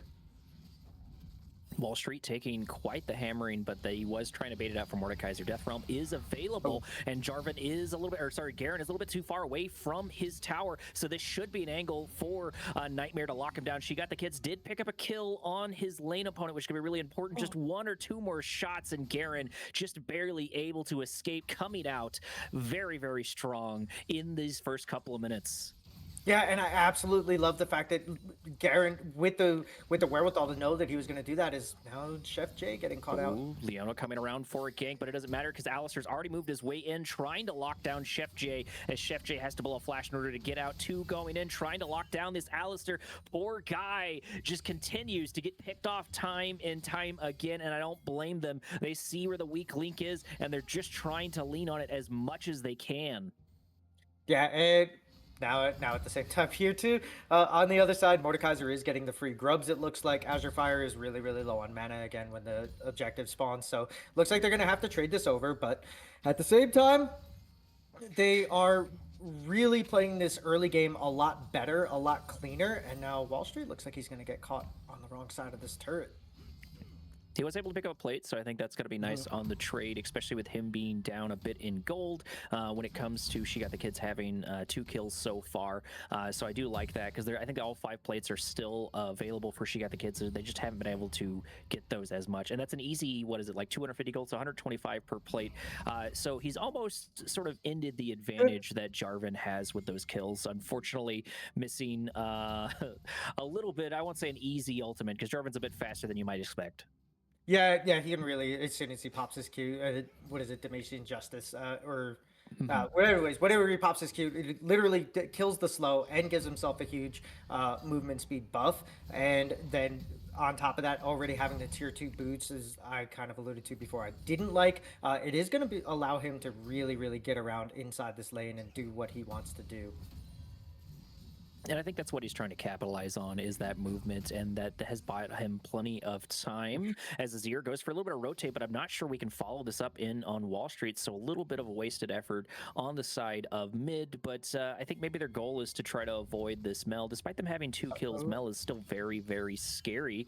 TP heading their way down there as Nightmare looks for a gank, but if he's not careful, he's going to run directly into the sad mummy. And Azure Fire. Azir trying to lock down Efron. Efron taking a good chunk of damage, but is going to walk away with about around 120 HP and almost still counts in this game because it's neither a horseshoe or a hand grenade, so they're able to follow it up and just kind of walk out. And they've got to be sitting happy. They're up on CS, even if they're down on kills. They haven't died, so those haven't necessarily been their fault. No, but you're also kind of like not leaving your lane, you know? So this Kai'Sa's been all around the map. She's been top lane, she's been bot lane, she guaranteed them a dragon. And they've used this on the backs of these roams and these ganks to just sort of get a little bit more, as now they're trying to chase him down here. Ooh, the flash. Ooh, the stun coming in. The flash stun did work out, and there comes the execute for Efron. Efron able to capitalize on the low mana of Kai'Sa, finally taking her down. The Solar locking down Roy, as well as the exhaust, but Alistar doing Alistar things, keeping the carry out of the fight, and most importantly, keeping his carry alive as Mordekaiser comes in the background, trying to lock down Chef J. Chef J taking so much damage, just barely able to dodge the pull in, but will it be enough? It will not, because Mordekaiser picks up a kill with a Q as Wall Street is looking for She Got the Kids. She Got the Kids gonna fall to pieces. Mumu just barely not able to make it there in time, unfortunately for them. Yeah, and that's probably going to spell a free dragon. I mean, it is up in 30 seconds, so they have a little bit of time to use their quick resets with their deaths and get back down there. But just really good heads up play by Conduit to just recognize, hey, these guys are, you know, way too separated right now. And even though they did a really good job of getting on top of the Sivir and landing the solar flare, and ooh, Mummy almost gets in there. You know, pairing the ults with the Leona and the Ziggs, it was just not enough, and then stuck around a little bit too long trying to scrap with the Alistar, and it gave Mordekaiser enough time to come down there. So really well played by the side of Conduit, and at the same time, Wall Street getting a solo kill onto the Garen. Absolutely, and slowly both sides are building up their war chest. Nightmare maybe running into a little bit of ambush. I think I would have tried to go into that, but I guess you don't know where the Sivir is, so may have been a wiser move in order to not take that. But I fall victim to the ooh piece of candy rather quickly. As Nightmare spending a lot of time going for this ward. He is going to get it, but the Soul Flare going to come down, locking him down, and is indeed going to get taken down. The shutdown going to a Mumu as Alistar looking for the root on the other side, trying to lock him down. Azir is in trouble, but here comes the reinforcements, the cavalry going on top of the cow. Azir going to fall down once again. Absolutely. Azir able to pick up the kill on the Alistar, I should say. I think most of the deaths on Alistar have been to Azir. Yeah, and they're doing such a good job on this guy, so we see why it's a pocket pick for them and why they really enjoy doing that. But yeah, Azure Fire on this Kai'Sa really putting in the work and really trying to like make up for game one, where they're just like, listen, we are not going to be too owed here, and just putting the entire team on his back.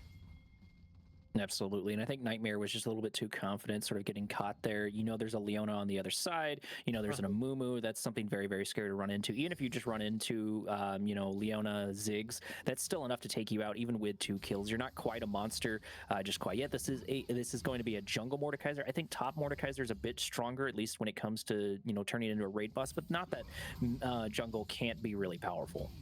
Right. And the other side of it too is that like in game one, everywhere that he went, he had somebody with him. In this game so far, Mordekaiser has basically been like lone sharking it all, just kind of going around and on his own. And now before objectives, he's getting picked off, which is exactly what they were doing to IG in game one. So IG, I really like the fact that they have come back, they've reset, they realize it's 0-0 once again, and now they just have to win 2 games in a row, and they're playing like it. They're playing like a real cohesive team, making plays around the map. And something I wanted to point out is even though the 2 Drakes went to the side of IG, they did something very, very critical, which was they kept the Void Grubs outside of the hands of Ziggs. Ziggs loves to get his hands on Void Grubs for a million different reasons because he's got good wave clear to pair into the pushing, so not really surprised by that. Hunter, oh no, I thought he was able to dodge the pull-in, but it just did not happen. Solar going down on Kasante as Amumu moves over there in the background. The bandage going gun. Soon we're going to get Curse of the Sad Mummy, but we do have the Death Realm over here trying to lock down the support, but this is ultimately going to get taken down. It's still a good amount of damage, but Azir able to pick up another kill. Mel trying to follow it up with an execute, but just not having the damage, unfortunately, for their side. But Azir is all over this map, doing so much. Azure just constantly rotating, now sitting at 5-1. Yeah, and we both thought that Hunter was going to get caught, but IG were basically calling that play from 30 seconds prior to that. As she moved up and was clearing all of the wards on the Leona, they were positioning the Mummy and they were getting the Kai'Sa over, and I love the fact that after getting caught, had the wherewithal to drop down the Solar Flare, put as much CC down to allow Mummy to come in, hit the Curse of the Sad Mummy, and just lock everybody down to the point where Kai'Sa could just fly in and just pick up the kill, and then so that's another double kill for her, and as well as Mel has been managing this wave in the mid lane, they're not being aggressive enough on the rest of the map, and it's starting to show where now it's a 9-5. You have basically a 700 gold advantage, which doesn't seem like a lot, but when your Kai'Sa is going to be coming in, when everything else has already been expended, it's going to do so much. Absolutely. It is still a double-edged sword because if Kai'Sa gets isolated and destroyed, all of that gold is going to be next to useless because it's all on one side. We're looking at a little bit 3v3, but the majority of the gold, like I said, is on Azure. Azure looking for some sort of angle, trying to lock down someone as the TP comes in. So we're going to get a full 5-man top here to try to fight for the Shelly. Yeah, they really want the Rift. They know that they gave up way too many neutral objectives in the first game, and now they're just trying to make conduits, come to them. And they do have the teleport advantage from the Ziggs as he does come in. He's a little low on mana, but they do force that to basically be a free Rift. So I really like the fact that they're making these team play calls all around the map, and at the same time covering his own mid with the Ziggs bomb. Absolutely. Kai'Sa absolutely hammering on Wall Street, taking him down to less than about half HP. That shows the power of this sort of flex pick, especially because I believe that's Kraken Slayer that she's able to pick up. So that's going to be so great into this entire team. Hunter maybe stepping directly into their doom, running into Nightmare. Nightmare able to lock him down with their own Death Realm, but it looks like he's going to go for the Mumu instead. Sad Mummy having a hard time getting out of this whatsoever, taking an absolute pounding left and right. The stun's coming in, and now Hunter sort of just left here holding the bag, having a flash over the wall, but the same thing's going to happen with the cow. The stun does not connect, unfortunately, as the beef just cannot catch up with this Leona, but that's still going to be 1 kill on the Sad Mummy. Yeah, and I really like the target selection from this Mordekaiser to realize that, hey, I can take this Leona, or I can grab the Mummy who only has a Leandries, doesn't have any defensive items. They just bought the pot, so, they're... Oh, Wall Street. No, you don't want to take that fight, my friend, as he gets taken down by Kai'Sa in the top lane. At the very least, Sivir is able to do a little pushing in mid, so maybe it'll help counteract that. We can't forget about Sivir. Roy on Sivir is sort of a ticking time bomb, and, the longer the game goes, the better for them. Kind of. I don't know. I think Azure Fire on this Kai'Sa might have something to say about that. They are so strong right now, and they are just as strong in the late game, especially if you get like a 1-for-1, or if Sivir gets locked down by the Mummy or the Ziggs or the Leona. She could just fly into the backline and completely turn a front to back into a back to front. Absolutely, and I like what IG's doing. They've noticed that they lost the macro objectives, and they've spent this game sort of realizing that and looking for plans for it. And they've been trying to get their hands on objective after objective. The Drake is still up for that. If they can able to get it, it would be a third Drake, but their positioning has to be good, and they have to get control of the banana bush. So they're sort of out of position. Shelly is there as Azure goes in and picks up an execute on top of the Mel. It looked like she didn't have any HP at all, just absolutely getting one tapped by the 6-1, now 7-1 Azir. Yeah, Azure. and I don't know how to say that. Azure, say Azure Fire, it makes it easier. Yeah, Azure on this Kai'Sa is just doing so much work and just catching them with the W. Nobody else was even going towards the Mel at that time. They literally just realized that on their own and then just took it upon themselves to just basically guarantee another dragon. And now that's the first 3 dragons for them, and like basically free resources from the map. Absolutely, and now they have so much pressure to play with these objectives as Wall Street goes in on the Mummy. I think that's a little bit of a mistake there because you don't know where Chef J is. However, it looks like Roy is waiting around the corner. Curse of the Sad Mummy is going to pop up, just buying a little bit of space for Masta to get out of there. Yeah, and I think if you're this Mummy, you're like, okay, guys, I really, really need to get some defensive items here. They are taking so much damage, even before the Sivir showed up, but once they got an auto attack and a W off, that was like a half of the Mummy's HP. So really need to kind of slow this down and not get caught if you're Merc Master, and you really need to just like farm up a little bit, get some defensive items, because otherwise you're going to be a Curse of the Sad Mummy and a death. Absolutely, and Efron sort of having to play into these side lanes, unfortunately for them. But I guess the same thing can be said for Cassante in the top lane. So either way, they have to deal with someone dealing the push. Efron needs to get a little bit better positioning, need to get some good stuns going for him, because right now they're their best chance in order to make something happen. However, most of their plays, I think, have been following off of Nightmare, have been following off of the Mordekaiser, though. Yeah, and I think that they're doing a really good job here of basically saying, okay, if we end up giving up this Otacon, we're going to get a tier 2 out of it. As Kai'Sa's on the top side, does have teleport to be able to join the fight, so Azure Fire will have the ability to do that. Chef J also realizing from the mid lane that, okay, they're coming in here, they're trying to get some positioning on us and get some vision down.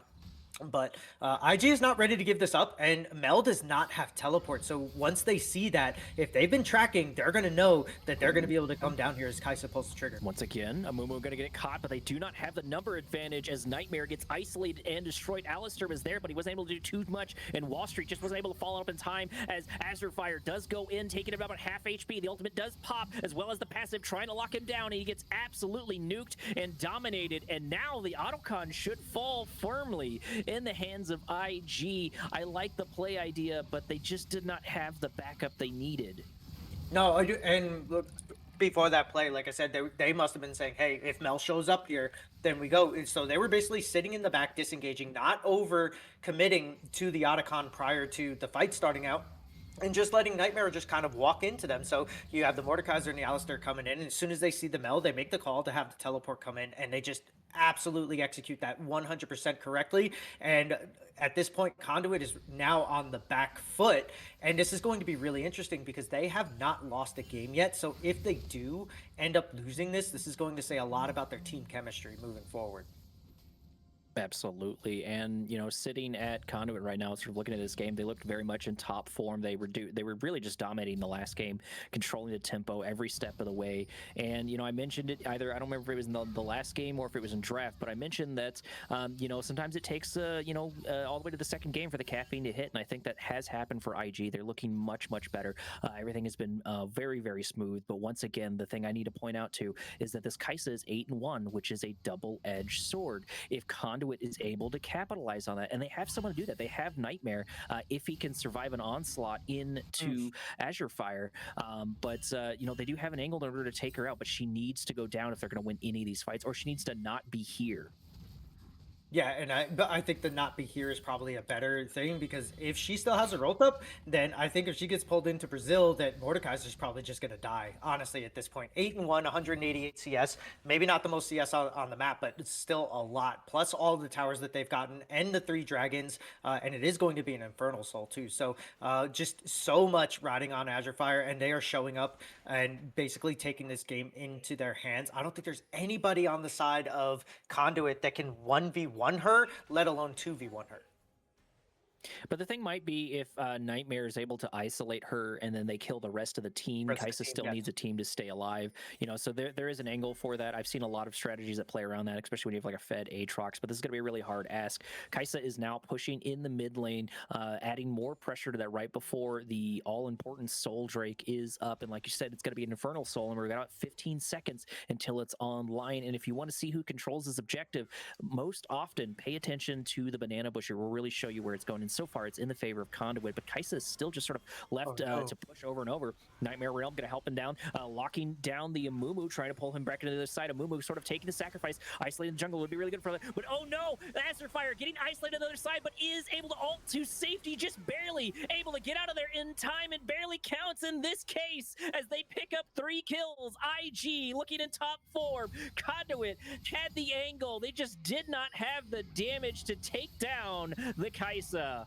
Oh, and such a good job done by Merkmast on the beginning of that fight, getting pulled into the Death Realm and then holding it just long enough to allow yourself to Curse of the Sad Mummy 2 people. He almost died in the Death Realm, held it just long enough so that when he came out, he was able to lock everybody down. And Azure Fire doing a lot of damage, but as you were saying, kind of isolating and taking a lot of damage, was able to ult over to the other side. And as we were saying before, where you can basically turn a fight from front to back to back to front, they literally did that, where they were fighting the wrong side of the line and came back over to the correct side. So really, really well played by both of those members, and everybody else with the supporting cast to just kind of do everything else around that. Really, really well done by this jungle mid duo.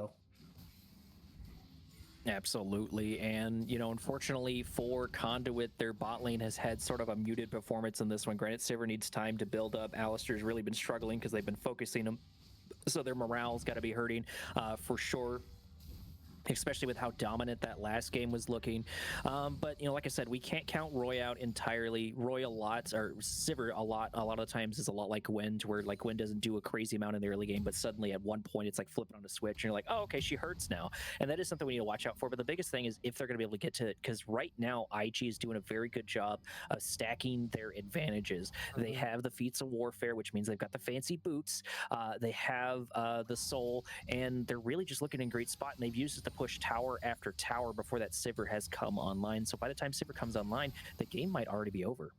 Yeah, and what I do love that they're doing as well is whoever has a teleport up is the one that's in the side lane pushing, right? So right now, Azure Fire or Chef J or She Got the Kids, every single one of them at some point has either used their teleport to turn the fight into a 5v4 or after the fight is over to return to the lane. And support into jungle and support as Alistair has to blow his ultimate, going to about half HP. Amumu going in, able to knock him down. He did fall extremely quickly. Now Nightmare trying to lock down the Sad Mummy, trying to dig out the damage, but here comes Epsilon right there to get massive stun into massive damage, absolutely locking down Cassante, able to pick up a kill there on the other side. Conduit looking, digging deep, trying to find the angle as Chef J flashes over to the other side, but Kaisa comes in and absolutely takes out the rest of the team, and that's going to be a full team wipe.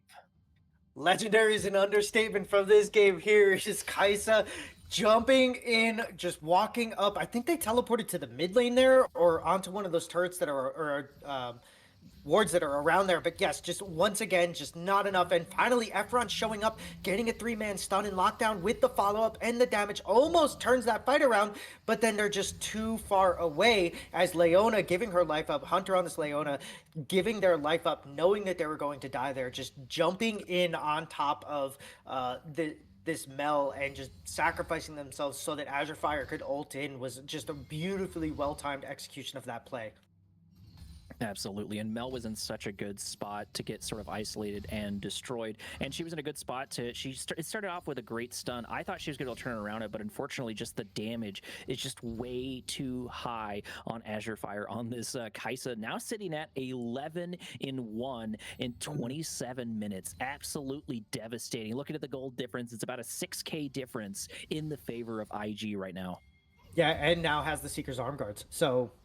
You can pull her into the Death Realm or you can get her low, but she's just going to basically Zonya's as soon as that one's finished and then just negate everything is now Garen is kind of online, and it's showing here as he's just walking into Wall Street here on this Cassante. But it is a Absolutely. a Mumu little caught here out. for the save, but it's just not going to be enough. That Garen just does too much damage for them to deal with. Redemption coming down, trying to buy time for the Alistair, but it's just not going to be enough as the execute comes in for Garen, and now Nazir is getting absolutely blasted with only 2 here for the response.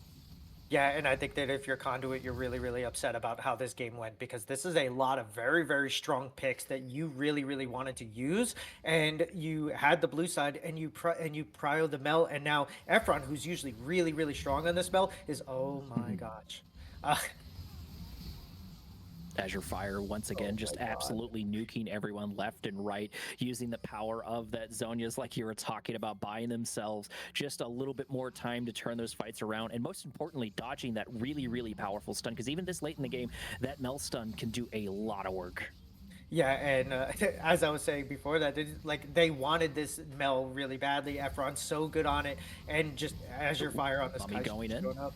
Yeah, Gonna get pushed back into the team. This is a good one to isolate, but this is still gonna be a bit of a number disadvantage as both towers go down. Alistair gets absolutely melted, and it's not even a competition. That's going to be a tied up score, 1-1. IG able to come back in game number 2, which means round 3 is gonna be match point for both sides. Yeah, and this R5 Kai'Sa pickup was so good. I had no idea that they were going to be that Azure Fire was that good on this champion. That came out of nowhere. I don't think the Conduit expected that either, and she just took over. I love the roaming. You could tell that they're on a comfort pick right there. Like Hui is not the comfort pick. Kai'Sa was.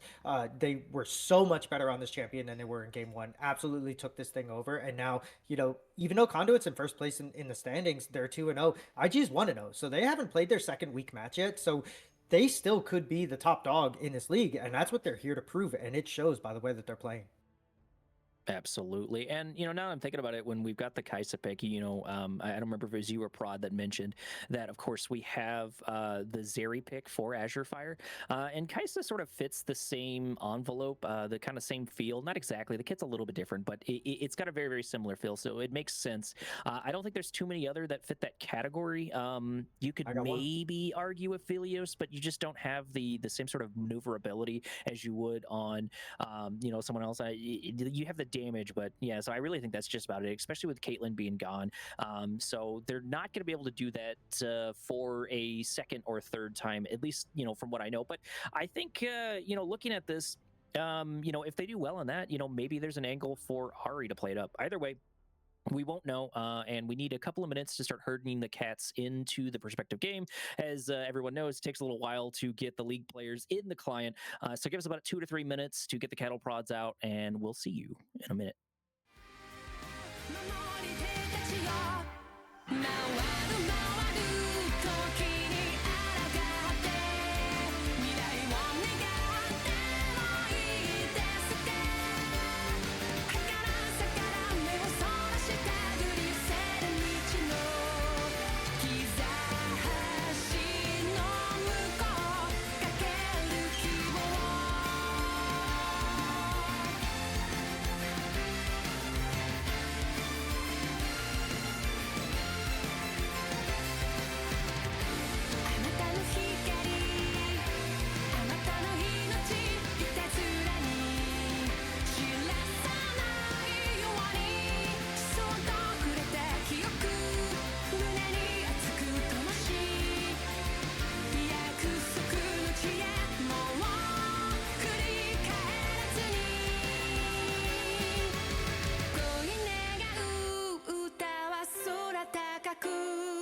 世界に銀河に広がってく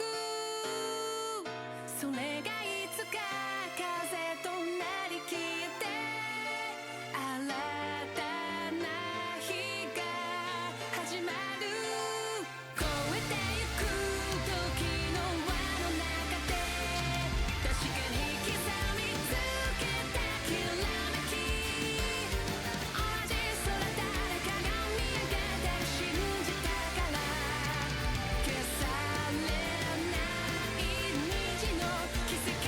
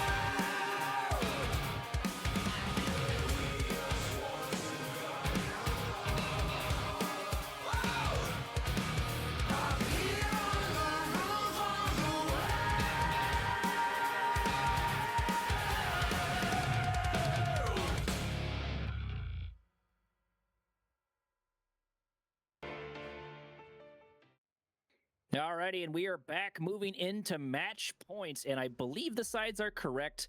Conduits lost the last one, so they chose to go with blue side instead of red side, not going for the counter pick. So maybe they've got something up their sleeve that we're not expecting, but our scores tie up 1-1. And if you're looking at the overlay itself, right next to my big dumb head, and then of course Fell's big dumb head, are the prospective fearless bands, and that means that there's going to be 25 champions off the table to pick from.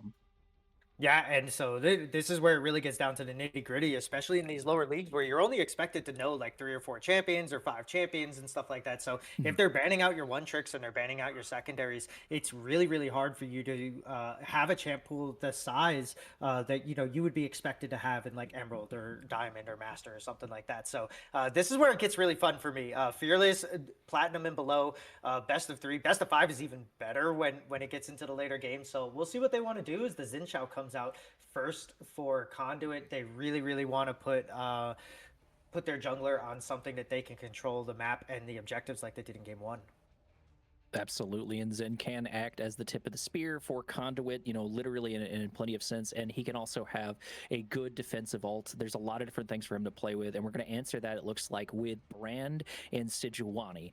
Keep in mind, Sejuani's support is still a thing. It's not a thing I like, it's not a thing I agree with, but it does make an appearance, and I've seen it more than a handful of times, and Brand is still a good jungler, with quotation marks around him. So those are things that we can, we can sort of predict, and I don't think Prod has an answer of who's going where just quite yet, but I would rather, basically, as long as Brand does not go mid, I'm happy almost anywhere he goes. Yeah, and I think that that's going to be an Aurora top since the Oriana is picked too, so we are going to see that. Oh my gosh, no way. We were just talking about it. I just speak this one into existence. It is going to be a Quinn. I absolutely love this pick. This is my favorite champion, and I've now casted 2 series with Quinn in it, and it's undefeated. So Imperial Gaming just spoke to my heart without even knowing about it, and I am 100% rooting for them at this point. Absolutely. So looking at Conduit right now, we've got, of course, the Zen in the jungle. We've got Aurora for top lane, and then we've got Oriana in the mid lane. So pretty good ball delivery system in the hands of Zen. Zen can really play that up.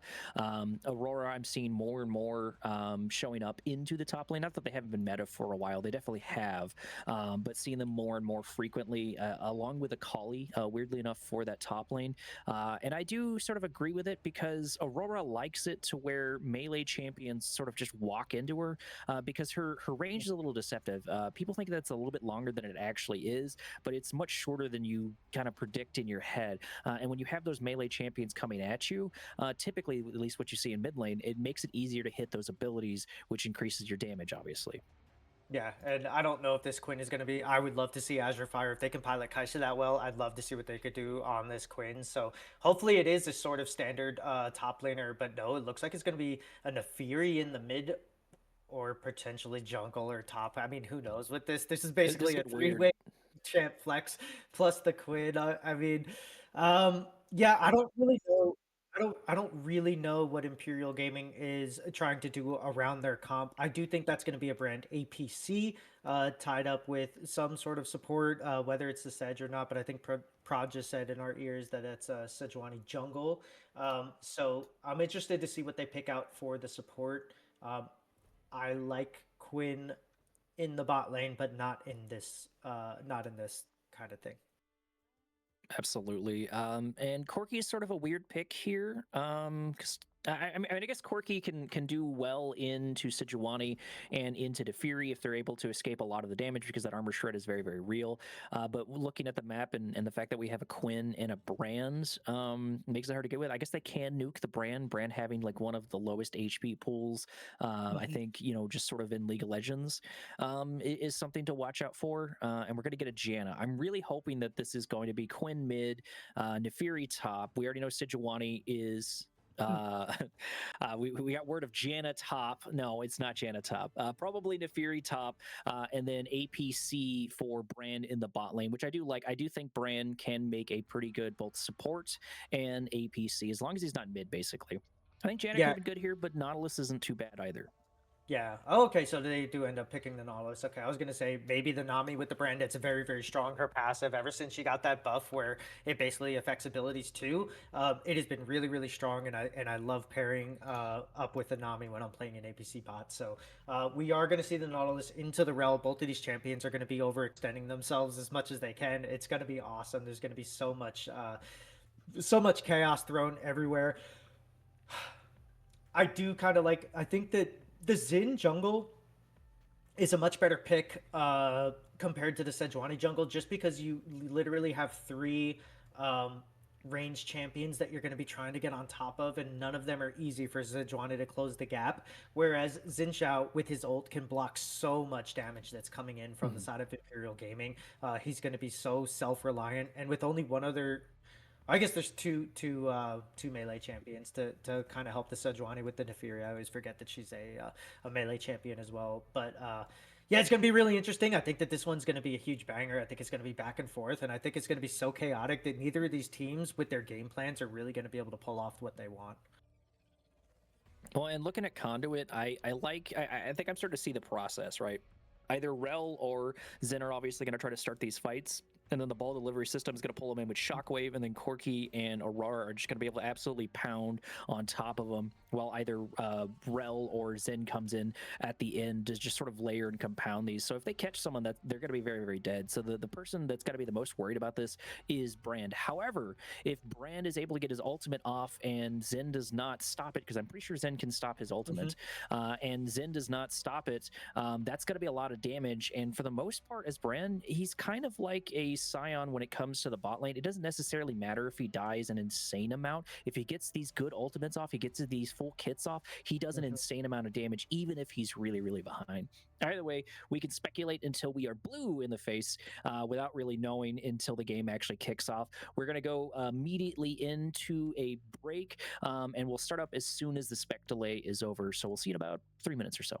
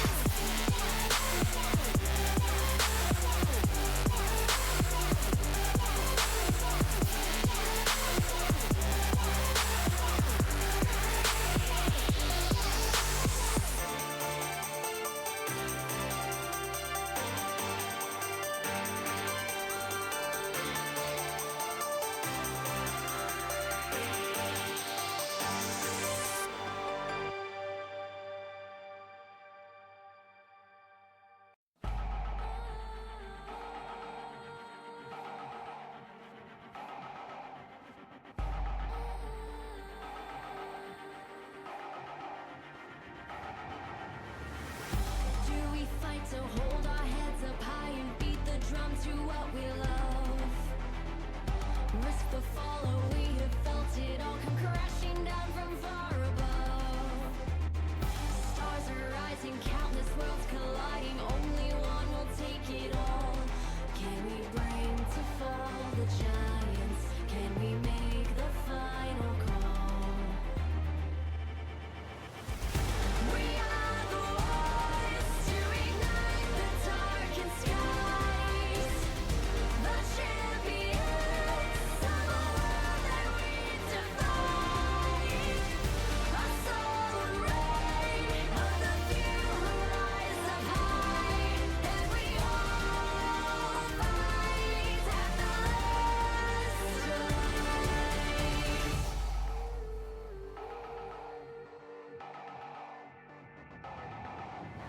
Hearing voices from afar, join the madness when the curtain falls. Risk it all, hold nothing back.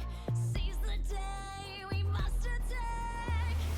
Stars are rising, countless worlds colliding, only one will take it all.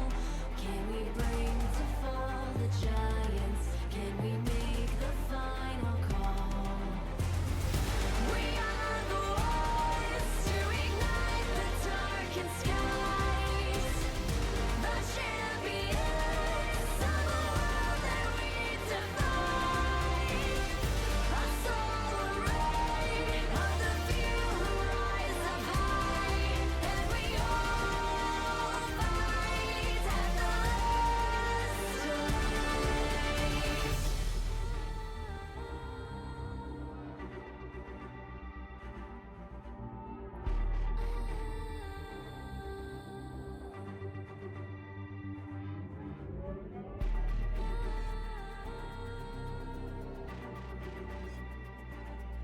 Can we bring to fall the giants?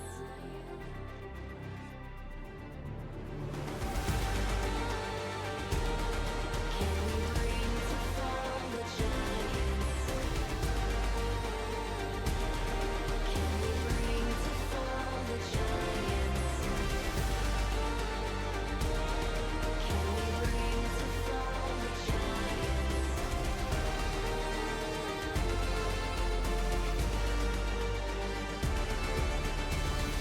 We are the ones to ignite the darkened skies, the champions of a world that we defy.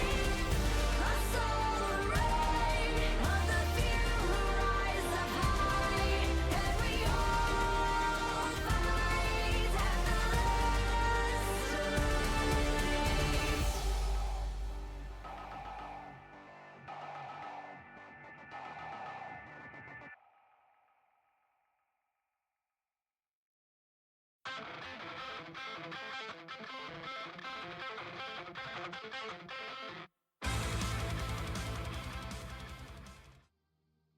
Alrighty, already starting off with a bit of shenanigans. IG Oh. looking for an angle, already blowing a flash, but that should be a Hex Attack Nautilus, so not the worst thing to blow. And I think what they stand to gain could have been pretty strong, but already starting off a bit spicy. Once again, we're going to get another free ward on Conduits in.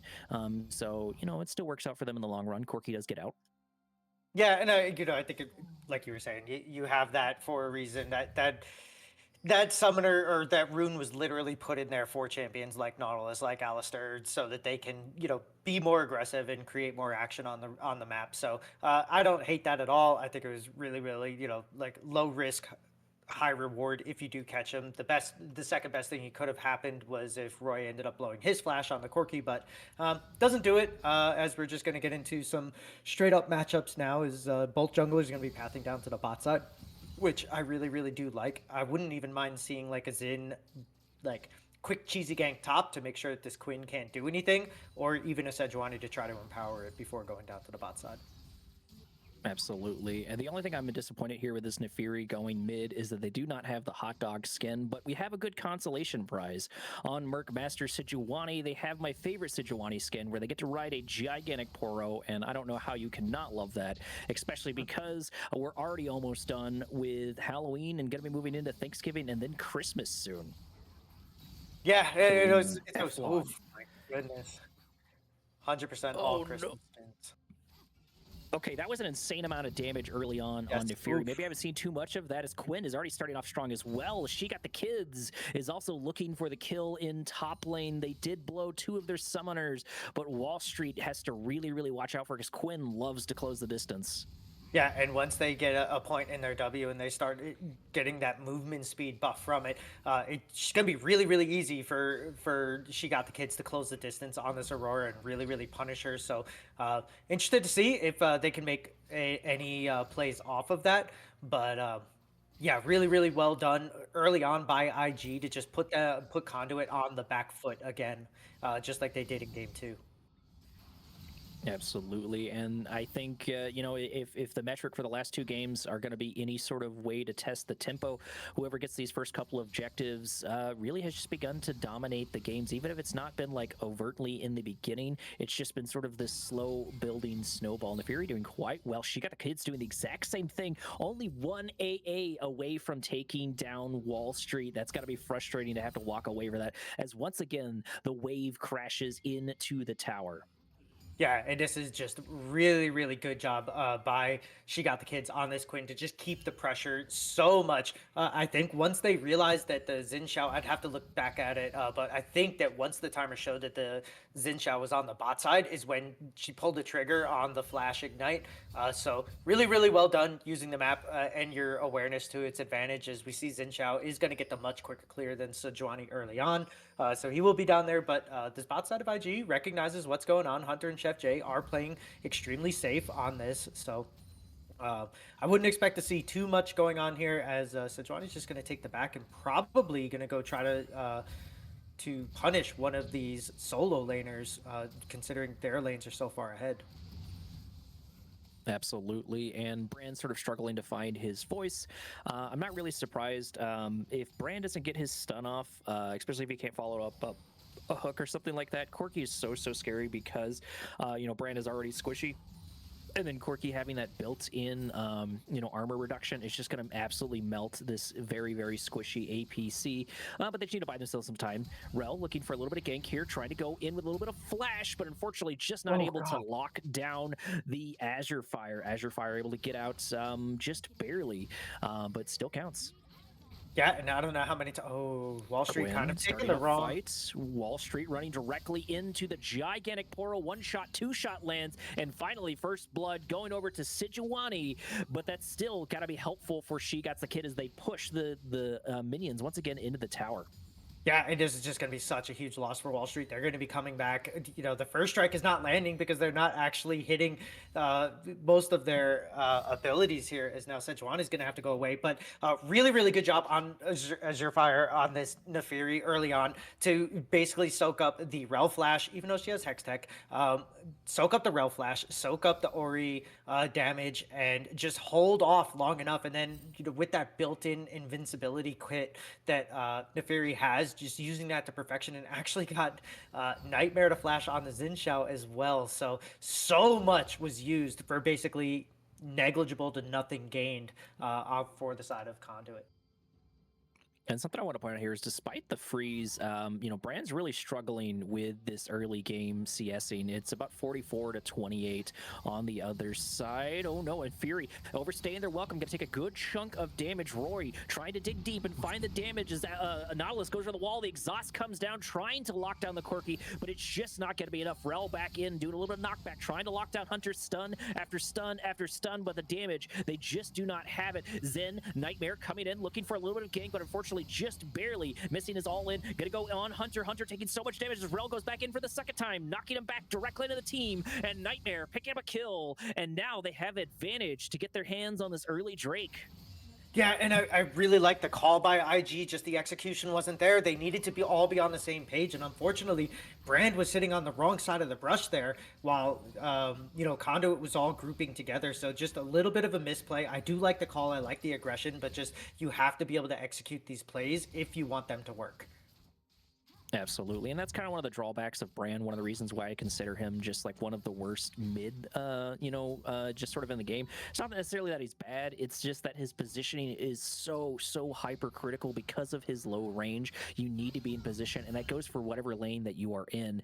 And just him not being there just did so much, especially with someone getting taken down before he could even make his way over there. He doesn't have 6 though either, so that was a good opportunity to go for it. Ooh, she got the kids maybe overstaying their welcome. They're about 1 or 2 shots away. However, Wall Street was blinded, able to pick up a kill on a Quinn. Unfortunately, Quinn absolutely dominating this top lane. Oh, did Quinn AD all of a sudden show up and take over? She got the kids' account. That was absolutely insane gameplay, perfectly executed. And then letting them get close enough, flashing away, and then getting the kill shot really, really cleanly done. That was impressive, and that's such a good answer to this Wall Street top laner when, as you were saying earlier on, where Wall Street thinks that they're just going to dominate into some sort of like melee tank champion or whatever. This is such a good answer to that. Rel biting off more than they can chew. They're going to get a decent knockup, but it's just not going to matter because the entire team is just about here. Aurora going in. The shockwave does happen, but unfortunately, there's just not a lot of follow-up. They do not have a way in, but does make Azure Fire have to back out, and Void Grubs are still on the table. He has teleport. They should start this now. They have the Nautilus still roamed up here. Brand is not going to be able to deal with Corki in the bot lane. They need to take these grubs, and they need to do it now. I don't know why they were allowing Nightmares to reset and get his level 6 off of this blue and not take these grubs. You have to teleport on the Nefiri. You need to just pull the trigger now. But unfortunately for IG, I think a little bit of a misstep on this is now they're kind of caught out of position.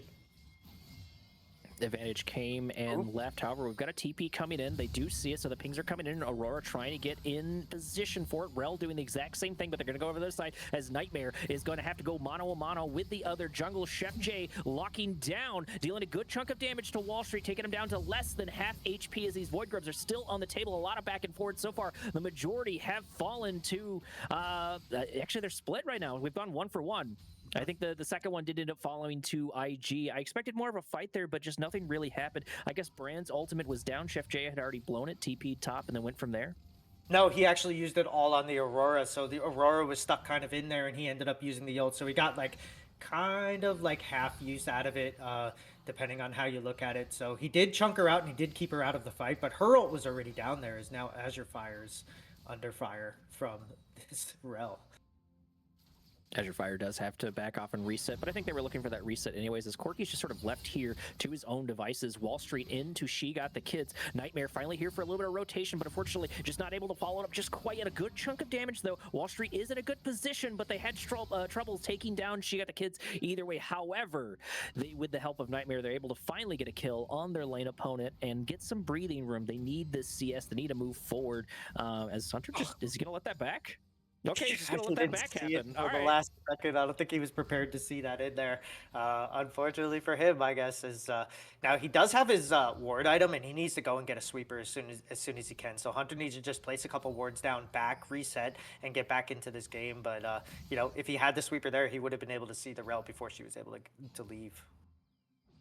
Absolutely, but they're choosing to stick around, maybe try to get some EXP off of that. Taking that, they are immediately going to know what's going to happen. Rel is looking for a response. Corky doing the exact same thing, and so is Zen. So it's very good that IG was able to back out of that because they did not have the numbers advantage, as Azure Fire just still continues to pound on the mid lane. But the CS is pretty even between Azure Fire and Eflon. Yeah, and that feels really good when you're a champion. It's grabbing your Catalyst of the Aeons, and then you're tier, and you're allowed to just basically stay up on CS with a champion that's building like Brutalizer and stuff. So they are going to go in on this, trying to lock down Eflon. Nyla able to follow it up, doing a good chunk of damage as Nefiri absolutely rocks them and takes off. That's the power of mid lane Nefiri. I'm starting to become a believer of it. The more and more I see it, I've never been a big fan of it, but it seems to be quietly dominating.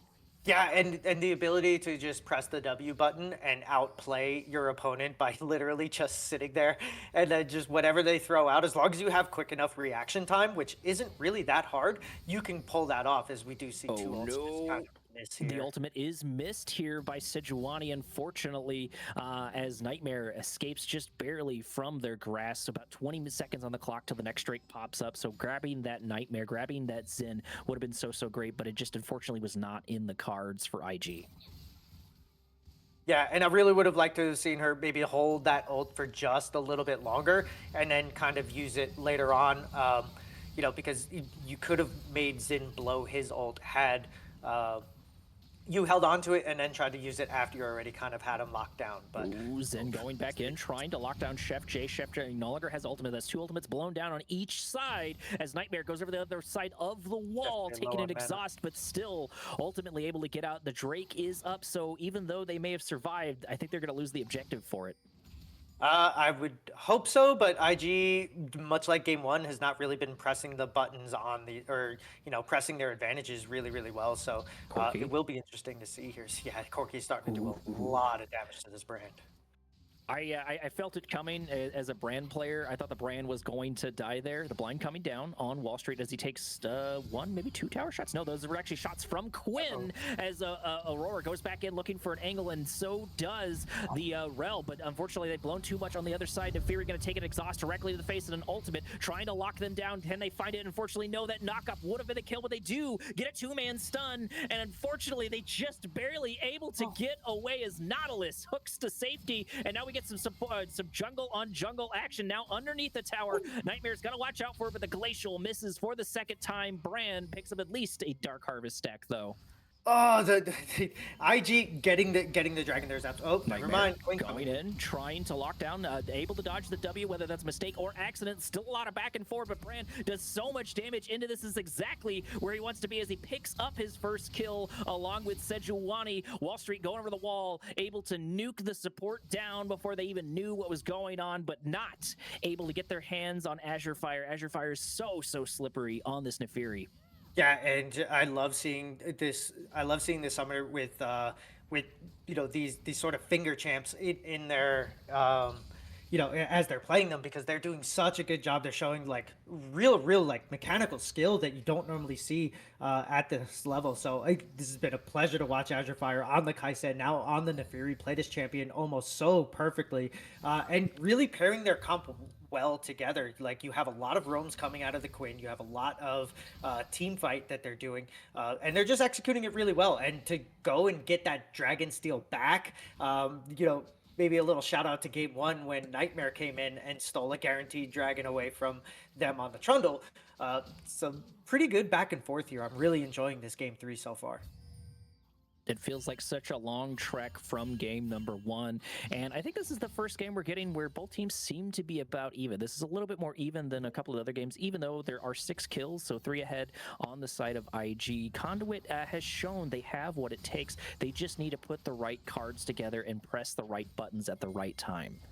Yeah, and one thing that I really do like from the side of IG right now is they know that the rift is up, but they're like, hey, we're gonna get this mid pressure. We're gonna not walk into you. Like, you're not going to do to us what you want to do. So it does look like Conduit is going to be able to get this Rift Herald, but at the same time, they're not going to be getting everything off on the backside of that. Tower going down. Chef J able to get a stun there as the fight for Shelly has begun. Rel able to get at least some sort of stun, but here comes Nefiri right there at the other side. The ultimate forwards in, doing so much work, but he still ultimately gets taken down. Wall Street able to do a good chunk of damage. Will they be able to follow it up? There are the entire team fight at this point. They still have the damage as Eflon is struggling to get in there, struggling to support the other side. Wall Street picking up another kill. Eflon able to follow up with a lot of damage and ultimately turn some of those fights around. Hunter still in a bit of danger, running directly into Eflon, is indeed going to get taken down as Quinn has nowhere to go because Wall Street has headed them off at the retreat, and that's going to be 3 kills for the side of Conduit. Yeah, Conduit played that fight so well. They basically kited out this Nefiri as best that they could. They had no teleport coming in from Chef J. He tried to fight the Corki on the bot side. Corki still gets the tower. They end up winning that Smite battle. So it's just a tit for tat between these two teams right now. And each team, taking advantage of the little bonuses that they're giving themselves, while at the same time, not one team is making all the right plays. They're both like sort of just going back and forth, and you can tell that each team wants this just as bad as the other. Absolutely, for a lot of different reasons, because I think you said that I don't remember if it was Conduit or if it was IG that is still missing a match. So both of these teams could have perfect scores, and this IG. would really be the tiebreaker. IG, okay, so IG was ahead on that. But both of these teams really want to get their hands on this to fight for that continued perfect score to sort of help them further on in the Blue Water League. But they're both doing pretty well, so I think they're both pretty deserving of it, and this will really be a decider. Speaking of decider, Nightmare taking a little bit of damage, but not wanting to fully commit to this. They do recognize the power of Conduit, and they do need to be very choosy with their fights. Yeah, and I think that that was a very good job of them not just overcommitting onto the Sejuani, who sort of face checked the bush. And I think that, very smart and disciplined play coming out from Conduit not to overextend there, because they could have very easily once they saw her. But good job. And then, IG is just going to have to make sure that they keep their positioning and they keep their damage where it needs to be. Otherwise, this Xin Zhao can run rampant on this back line. Absolutely, and we've got Orianna and Nefiri in the top lane. Nefiri Azure Fire does not have TP. Well, we've got 5 seconds left on the objective, so IG, if they play their cards right, they should have the advantage here. However, they're not playing like it. No, as Efron's getting Azure all Fire. that. Not able to fully commit on top of Eflon, unfortunately for them. And I think this Drake is just going to quietly fall to Conduit. IG, not sure what they're doing. They should recognize how powerful those Drakes are and the fact that, maybe they're just giving it up because Nefiri's in top lane. I don't know what the plan is here. Yeah, I think that's just a teleport advantage diff right there. They really didn't want to do too much, but Rel, for some reason, going over here doesn't make any sense to me. And now they basically have to blow both of their TPs here, and Nefiri's going to get a free top lane when they were already going to get a free dragon if Rel doesn't walk up there. Absolutely, and it did seem like IG wanted to capitalize on this. And something that Conduit was doing to IG in the first game is every time IG was able to get any sort of advantage, Conduit was like, okay, we'll turn around and we'll get something else on the other side. And so IG's taking that strategy to heart and reversed it. Chef J maybe getting caught out in an unfortunate position. Hunter needs to go in there sooner rather than later. The hook is good, trying to lock him down, but it looks like Chef J just unable to get out of there. Going to get taken down by the Zen on the other side. Zen sort of left here holding the bag, going to pick up an exhaust. Sejuani over the other side of the wall as Quinn gets locked down by the Rel, but will it be enough time? No, it won't. Nightmare still ultimately goes down, and that turns into a 2-for-1 trade in the favor of IG. And Concrete, that was a blind flash Q to stun the Quinn up, but Nightmare was just a little bit too far away to be able to capitalize it and dash in on his own. So now Wall Street's going to have to be very careful, because Quinn does have the Symbiotic Souls. They are not fully up yet, but you do still get a Ghost coming out of the back, and now the Rel is going to have to do their damnedest to save Wall Street on this Aurora. Ooh, escaping from Quinn is quite the tall Never order, mind. but if you've got the damage for it, that will work. Nefiri going in, running into the safe arms of the other side. Exhaust able to do and buy plenty of time for Wall Street to get out of there, even though Azure Fire did not get taken down. No, Wall Street might die anyways. There it is. Yeah. Sejuani in, picking up the shutdown. I feel like you had time to give it to Chef J, but at the very least, that's going to be a dead top laner. Wall Street going down at the end, and this might cost them Motocon. Yeah, it might, and the fact that they had to use both of their teleports from the Orianna, from the Aurora earlier, now that Aurora's dead, they have no way to get over here. So this is either going to have to be a hero steal from the Xin Zhao, or they're just going to have to give this up, because the worst thing that you could do is try to steal it, miss it, and then give away more free kills over to the side of IG. Absolutely, and even though the kill advantage has been in the side of IG, Conduit has been ahead on gold right up until that autocon, because once again, autocon's worth about 1,800, and it doesn't necessarily reflect in the gold charts, so things are a bit more even now. But at least when we're just looking at raw numbers, Conduit is ahead.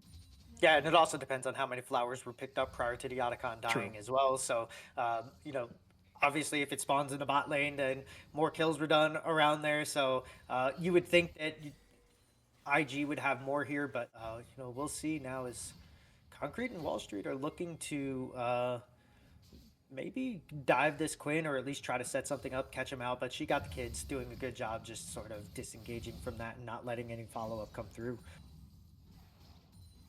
Absolutely. Neferi still continuing their onslaught in mid lane. Hasn't been able to get their hands on this mid tower, frustratingly to them. But I do think sending Neferi mid would make a lot of sense. Neferi's very, very slippery, specifically Azure Fire on the Neferi. So adding that pressure will do a whole bunch. And it gives Chef J time to continue to push at the bot lane. They do need gold.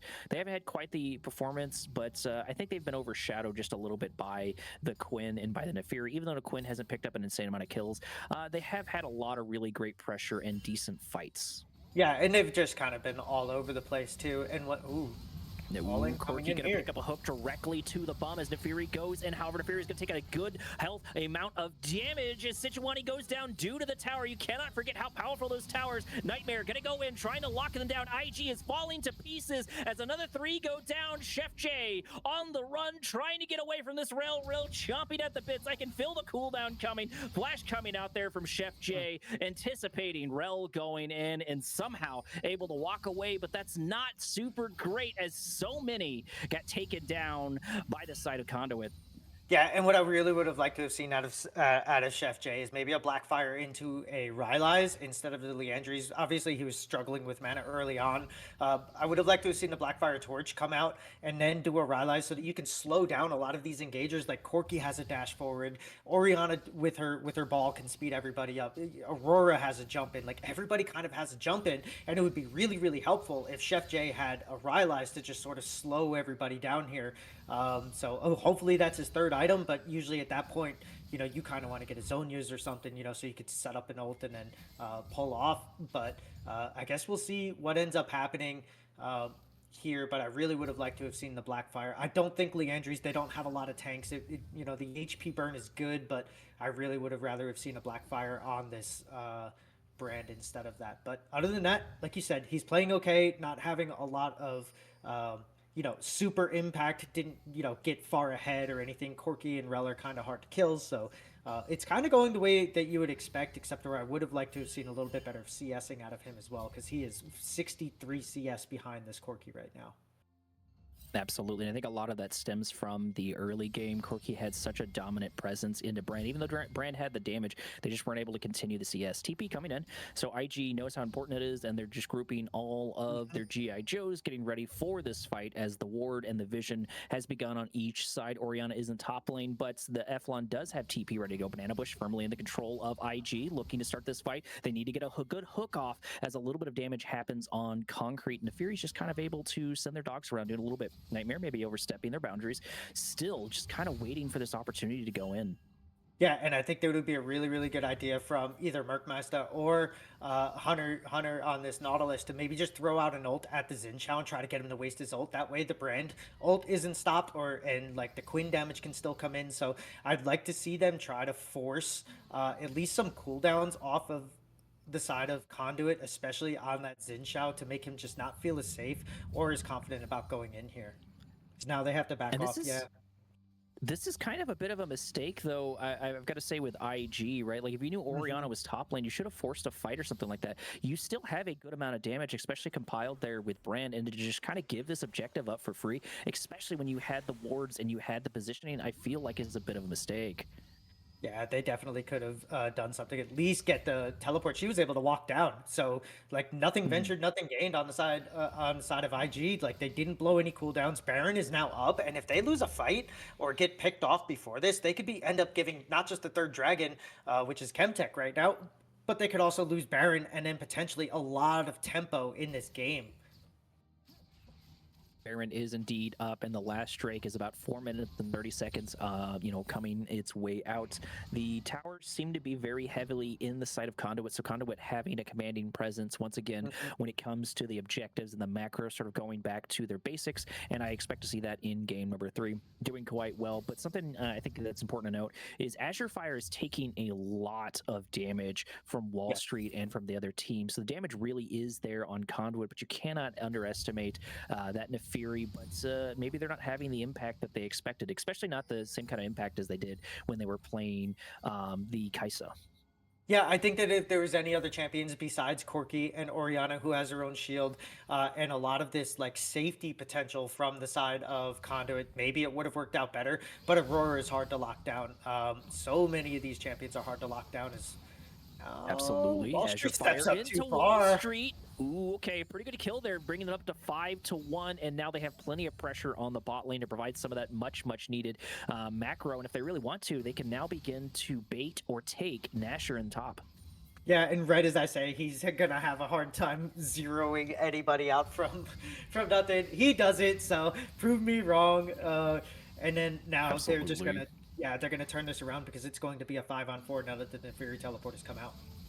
Nightmare looking for an engage, but is only going to find a hook instead. There's going to be the shockwave as Nightmare goes back in, trying to separate the team, but it's just not going to be enough. Corki does need a lot of space. He can do a good chunk of damage, but getting them locked down is going to be the hard problem, and they indeed do find it, but there's going to be 2 down on the side of Conduit. Conduit only have 3 members left. However, Sejuani is sort of left here to their own devices, and now it looks like they're going to get their hands on maybe one of these Scuttle Crabs. TP coming in.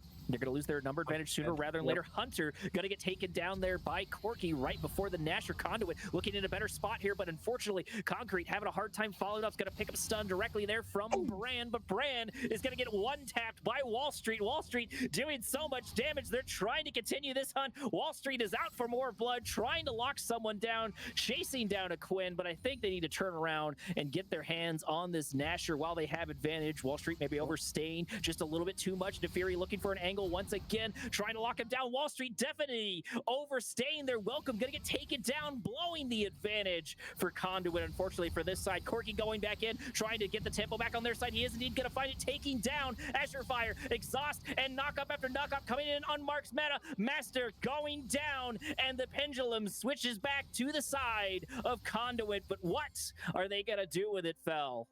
I don't think that they can do much here because the Quinn is at full health. Nautilus is coming in, and Brand is going to be able to teleport over to this. Once they see this, Brand needs to teleport now, which it looks like he's coming in here. This is a lot of damage, and I don't think that they have the cooldowns. I do see that the Xin ult is back up at this point, but they can just bait that out and then make them walk away. So I don't think that they can do anything off of that. I did like the aggression, but at some point you have to pull back and realize that you're not going to get these kills. And what they did is they overextended to the point that they let IG come back in. And once Aurora's dead, you need to cancel the plan.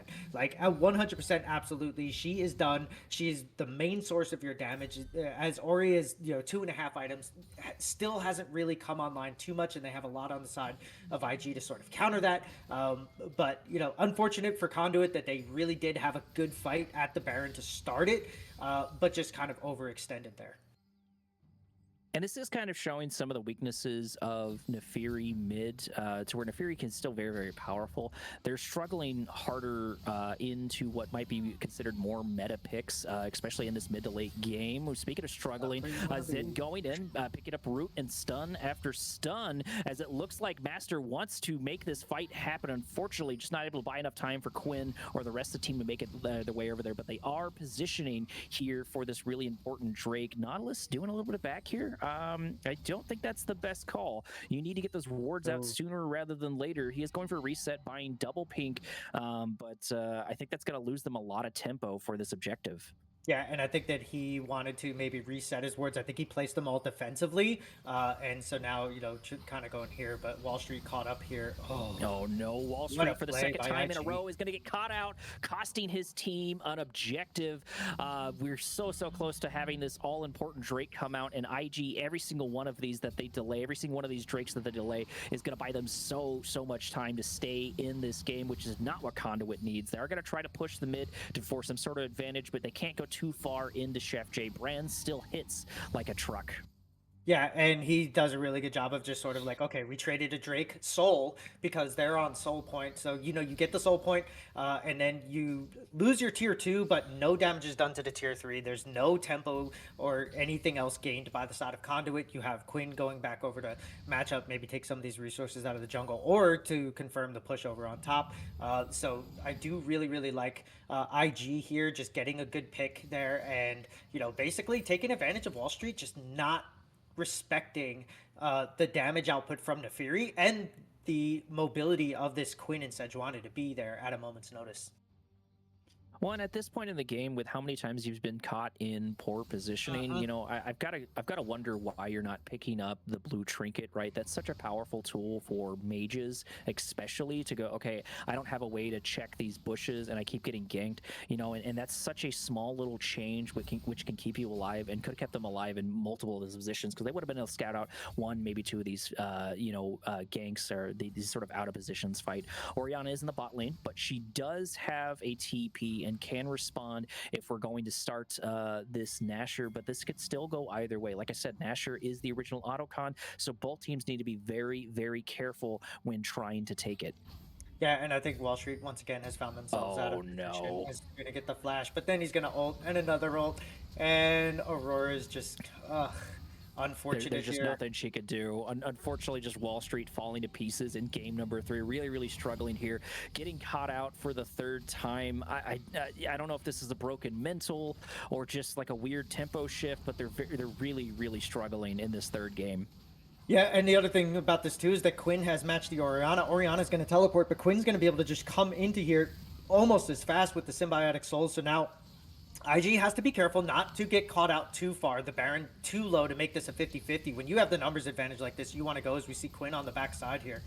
Sejuani trying to lock down the jungle. Nefiri going to try to follow it up, but there's that really powerful Crescent Moonguard doing so much work as Rel sort of stuck here holding the bag, going down to about half HP. This could go, by the way, the Shockwave doing a massive amount of damage, and will it be enough to continue this fight as person after person falls to pieces? Azure Fire somehow able to survive that. Corki able to do a good amount of damage, picking up kill after kill, leaving Chef the only one here and alive, but Chef picking up another kill with the dots. You cannot underestimate the dots on the brand. And once again, nobody gets their hand on the Nashor.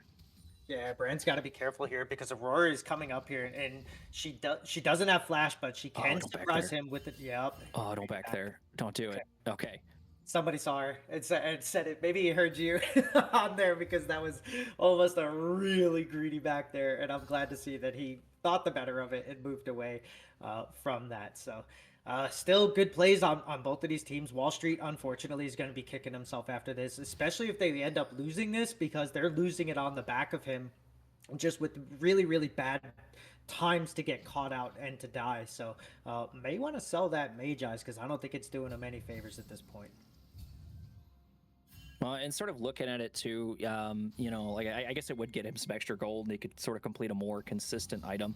He really, really needs to get his mental and his tempo back in order, and that's kind of why consistency wins more of these games than not.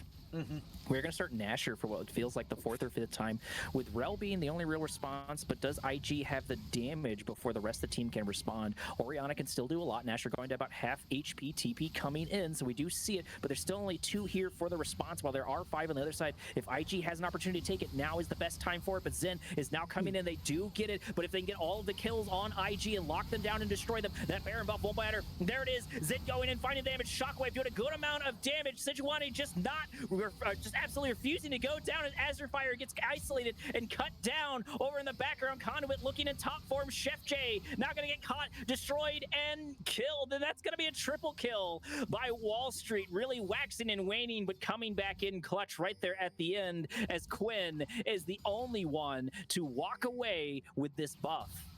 Yeah, and that was just a really, really good job. And I actually thought that IG was going to win that fight because Sejuani took so long to kill. It looked like she was sitting at like 5% health for like 15, 20 seconds on that fight. So really good job by Conduit to just sort of make the best of a bad situation. They had really poor positioning and really bad timing to be on the bot side of the map there, and IG made them pay with the Baron, but a really, really good re-engage. That's what happens when you get caught in a corridor in between Ori delivery system like a Xin Shao and the Aurora being able to ult and just do so much damage to so many members of that team.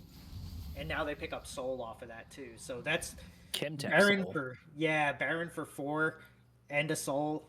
Not sure if I like that call from IG.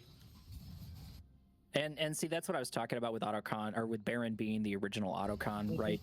And I think it's a little bit different with Baron, because you can still get the buff and it'll still turn fights around because you've already blown so much. Your health is low when the fight starts off, and you need to make it out with the buff to make Baron worth it. Sure, it is on Quinn, which can provide some pressure, and she's got the mobility, so if she's able to use it right, you know, she got the kids, can still capitalize on that buff, but it's nowhere near the power it would be if it was on all 5 members of IG. Yeah, or at least 3, so that you could do a 1-3-1 or something like that. So Fair, yeah. maybe trying to disengage from that fight and just saying, "Hey, Not and I got this. We'll just hold them off," and they just get everybody else out. Might have been a better idea, but Azure Fire on this Neferi has done so well so far that they really just thought that they could take that fight. Is now Mercmaster getting caught in his own jungle. Be hard to take down Sejuani, even with a Corki being there. That is a staggering amount of HP. I think they're just right above 4K, maybe getting pretty close to 5K, so that's going to be quite the beefcake in order to take out. I doubt that they would be destroyed one way or another. And we're really entering this awkward stage where there are no objectives. So about 37 minutes is about how long it took us to get to this awkward stage. So neither side really knows what to do. There's no clear objectives to go for. Most of the towers have been pushed. It would be nice to see IG try to find some sort of angle, which would have been why Baron was so important on them. So losing it is so devastating, because they need to get their tower game up. Ooh, Mercmaster going to find an angle here on Wall Street, trying to catch him out once again, but it's just not going to be enough. The follow-up is really not where they need it to. Azure Fire is the only bit of damage, as it looks like the Nautilus gets absolutely nuked by Wall Street, and now the number advantage is in the side of Conduit as Nautilus gets taken down. Yeah, and this is kind of the problem when you're playing these champions like Nautilus as a support. You don't have the money to be a tank. You're an engage or a disengage, and a lot of the times that kind of gets lost in translation. Is Wall Street was able to literally Azure Fire trying to go in, looking for some angle. Quinn trying to lock down the Corki, taking about a half HP. The exhaust coming in right on Clutch, able to get a good chunk of damage as Mercmaster gets isolated and stunned over and over, but it's just not enough to take him out. But still, another one goes down on the side of IG as the onslaught, the sieging for Conduit continues. Yeah, and they get the tier 2, and they don't have anybody die, and that's absolutely huge. A really, really good, clean play from them. Just kind of allowing Hunter and Merc to sort of like engage onto them, and then just using their comp almost like a Galio, where Aurora just pops her ult, Ori pops her ult, and then there's just so much damage and control being sent to the center where both of these tanks are both sitting, and so they're just playing their comp really, really well, allowing IG to come into them and overextend and do all these things that they shouldn't be doing. A really clean play by Conduit at this point in the game. Absolutely. Almost 40 minutes on the clock for game number 3, sitting at 25 to 22, 68K to 64K. IG really struggling in this one, and I think this whole thing's really going to depend on Wall Street. Is he going to be out of position? Speaking of out of position, Hunter and Nightmare in a really bad spot. However, Wall Street is allowed a lot of free access here to the backline. Mercmaster is trying to lock him down, but does he have enough to hold it out as everybody starts to get melted? Conduit looking in top form as they pick up a double kill. Corki coming in, shredding the armor, and this might already be over as Chef J and She Got the Kids are the only ones left holding the bag. Eflon trying to take him out, looking for that 4th kill, and yes, indeed, is going to find it. The ultimate for Jeff J is just not going to be enough. Even if that was a trade, I think this game is already over, Fel. Yeah, I don't think there's much that Quinn can do in this position. Not tanky enough, doesn't have enough wave clear, anything really, and not a lot of kill pressure up against the Xin Shao, a Corki, an Aurora. They played hard. They played this one really well. They came out with something that was a really good answer for this Aurora for the first 15, 20 minutes, but, just not enough to do on the side of IG. Really well played. They made it a series. They handed Conduit their first game loss. So, hats off to them. They are, on the record books of being one of the teams to actually beat them in a match, but Conduit just showing that their team fight and their ability to weather storms and to really get into the mix and play their comp the way it's supposed to be played just showed through, and really good job by them. Absolutely. Conduit going back to their roots, able to get their hands on plenty of those objectives and really, really respecting their team, except for a couple of missteps here and there by Wall Street. But Wall Street was able to pull it together and just do an absolute amount of damage. Corky with plenty of armor shred. Conduit looking in top form. They did finally struggle, like you said, into IG, but it was really, really great to watch. And it was a pretty nice comeback. And when Conduit was in the lead, they looked very, very commanding, Fell. Yeah, absolutely. And we'd just like to welcome the main Blue Water League. You guys are catching it right at the end. Thank you for the raid. But we're, just ending up here. Conduit taking a semi-convincing series win over IG. I think that game 2, they did show that they do have a couple cracks in their armor. And Wall Street is definitely going to have to really, really work on his map awareness in the late game, especially if you're on champions like Aurora. I think like if you're playing Cassante or Orin or something like that, like you could get away with being a little bit too far and taking into Fury to the face. But other than that, I think they played really well. Nightmare on this jungle, even in game 2, was really good about like being there for objectives and trying to take them and smite steals and 50-50s. And whoever the shot caller is on this team did a really, really good job of just basically always having a game plan and then playing it to perfection. Absolutely. But with that being said, that's all we have for you, Summoners. We're going to close this one out. I've been your host for the evening, Korak. He has been Fell. We've had Loki on production, and this has been Blue Water League.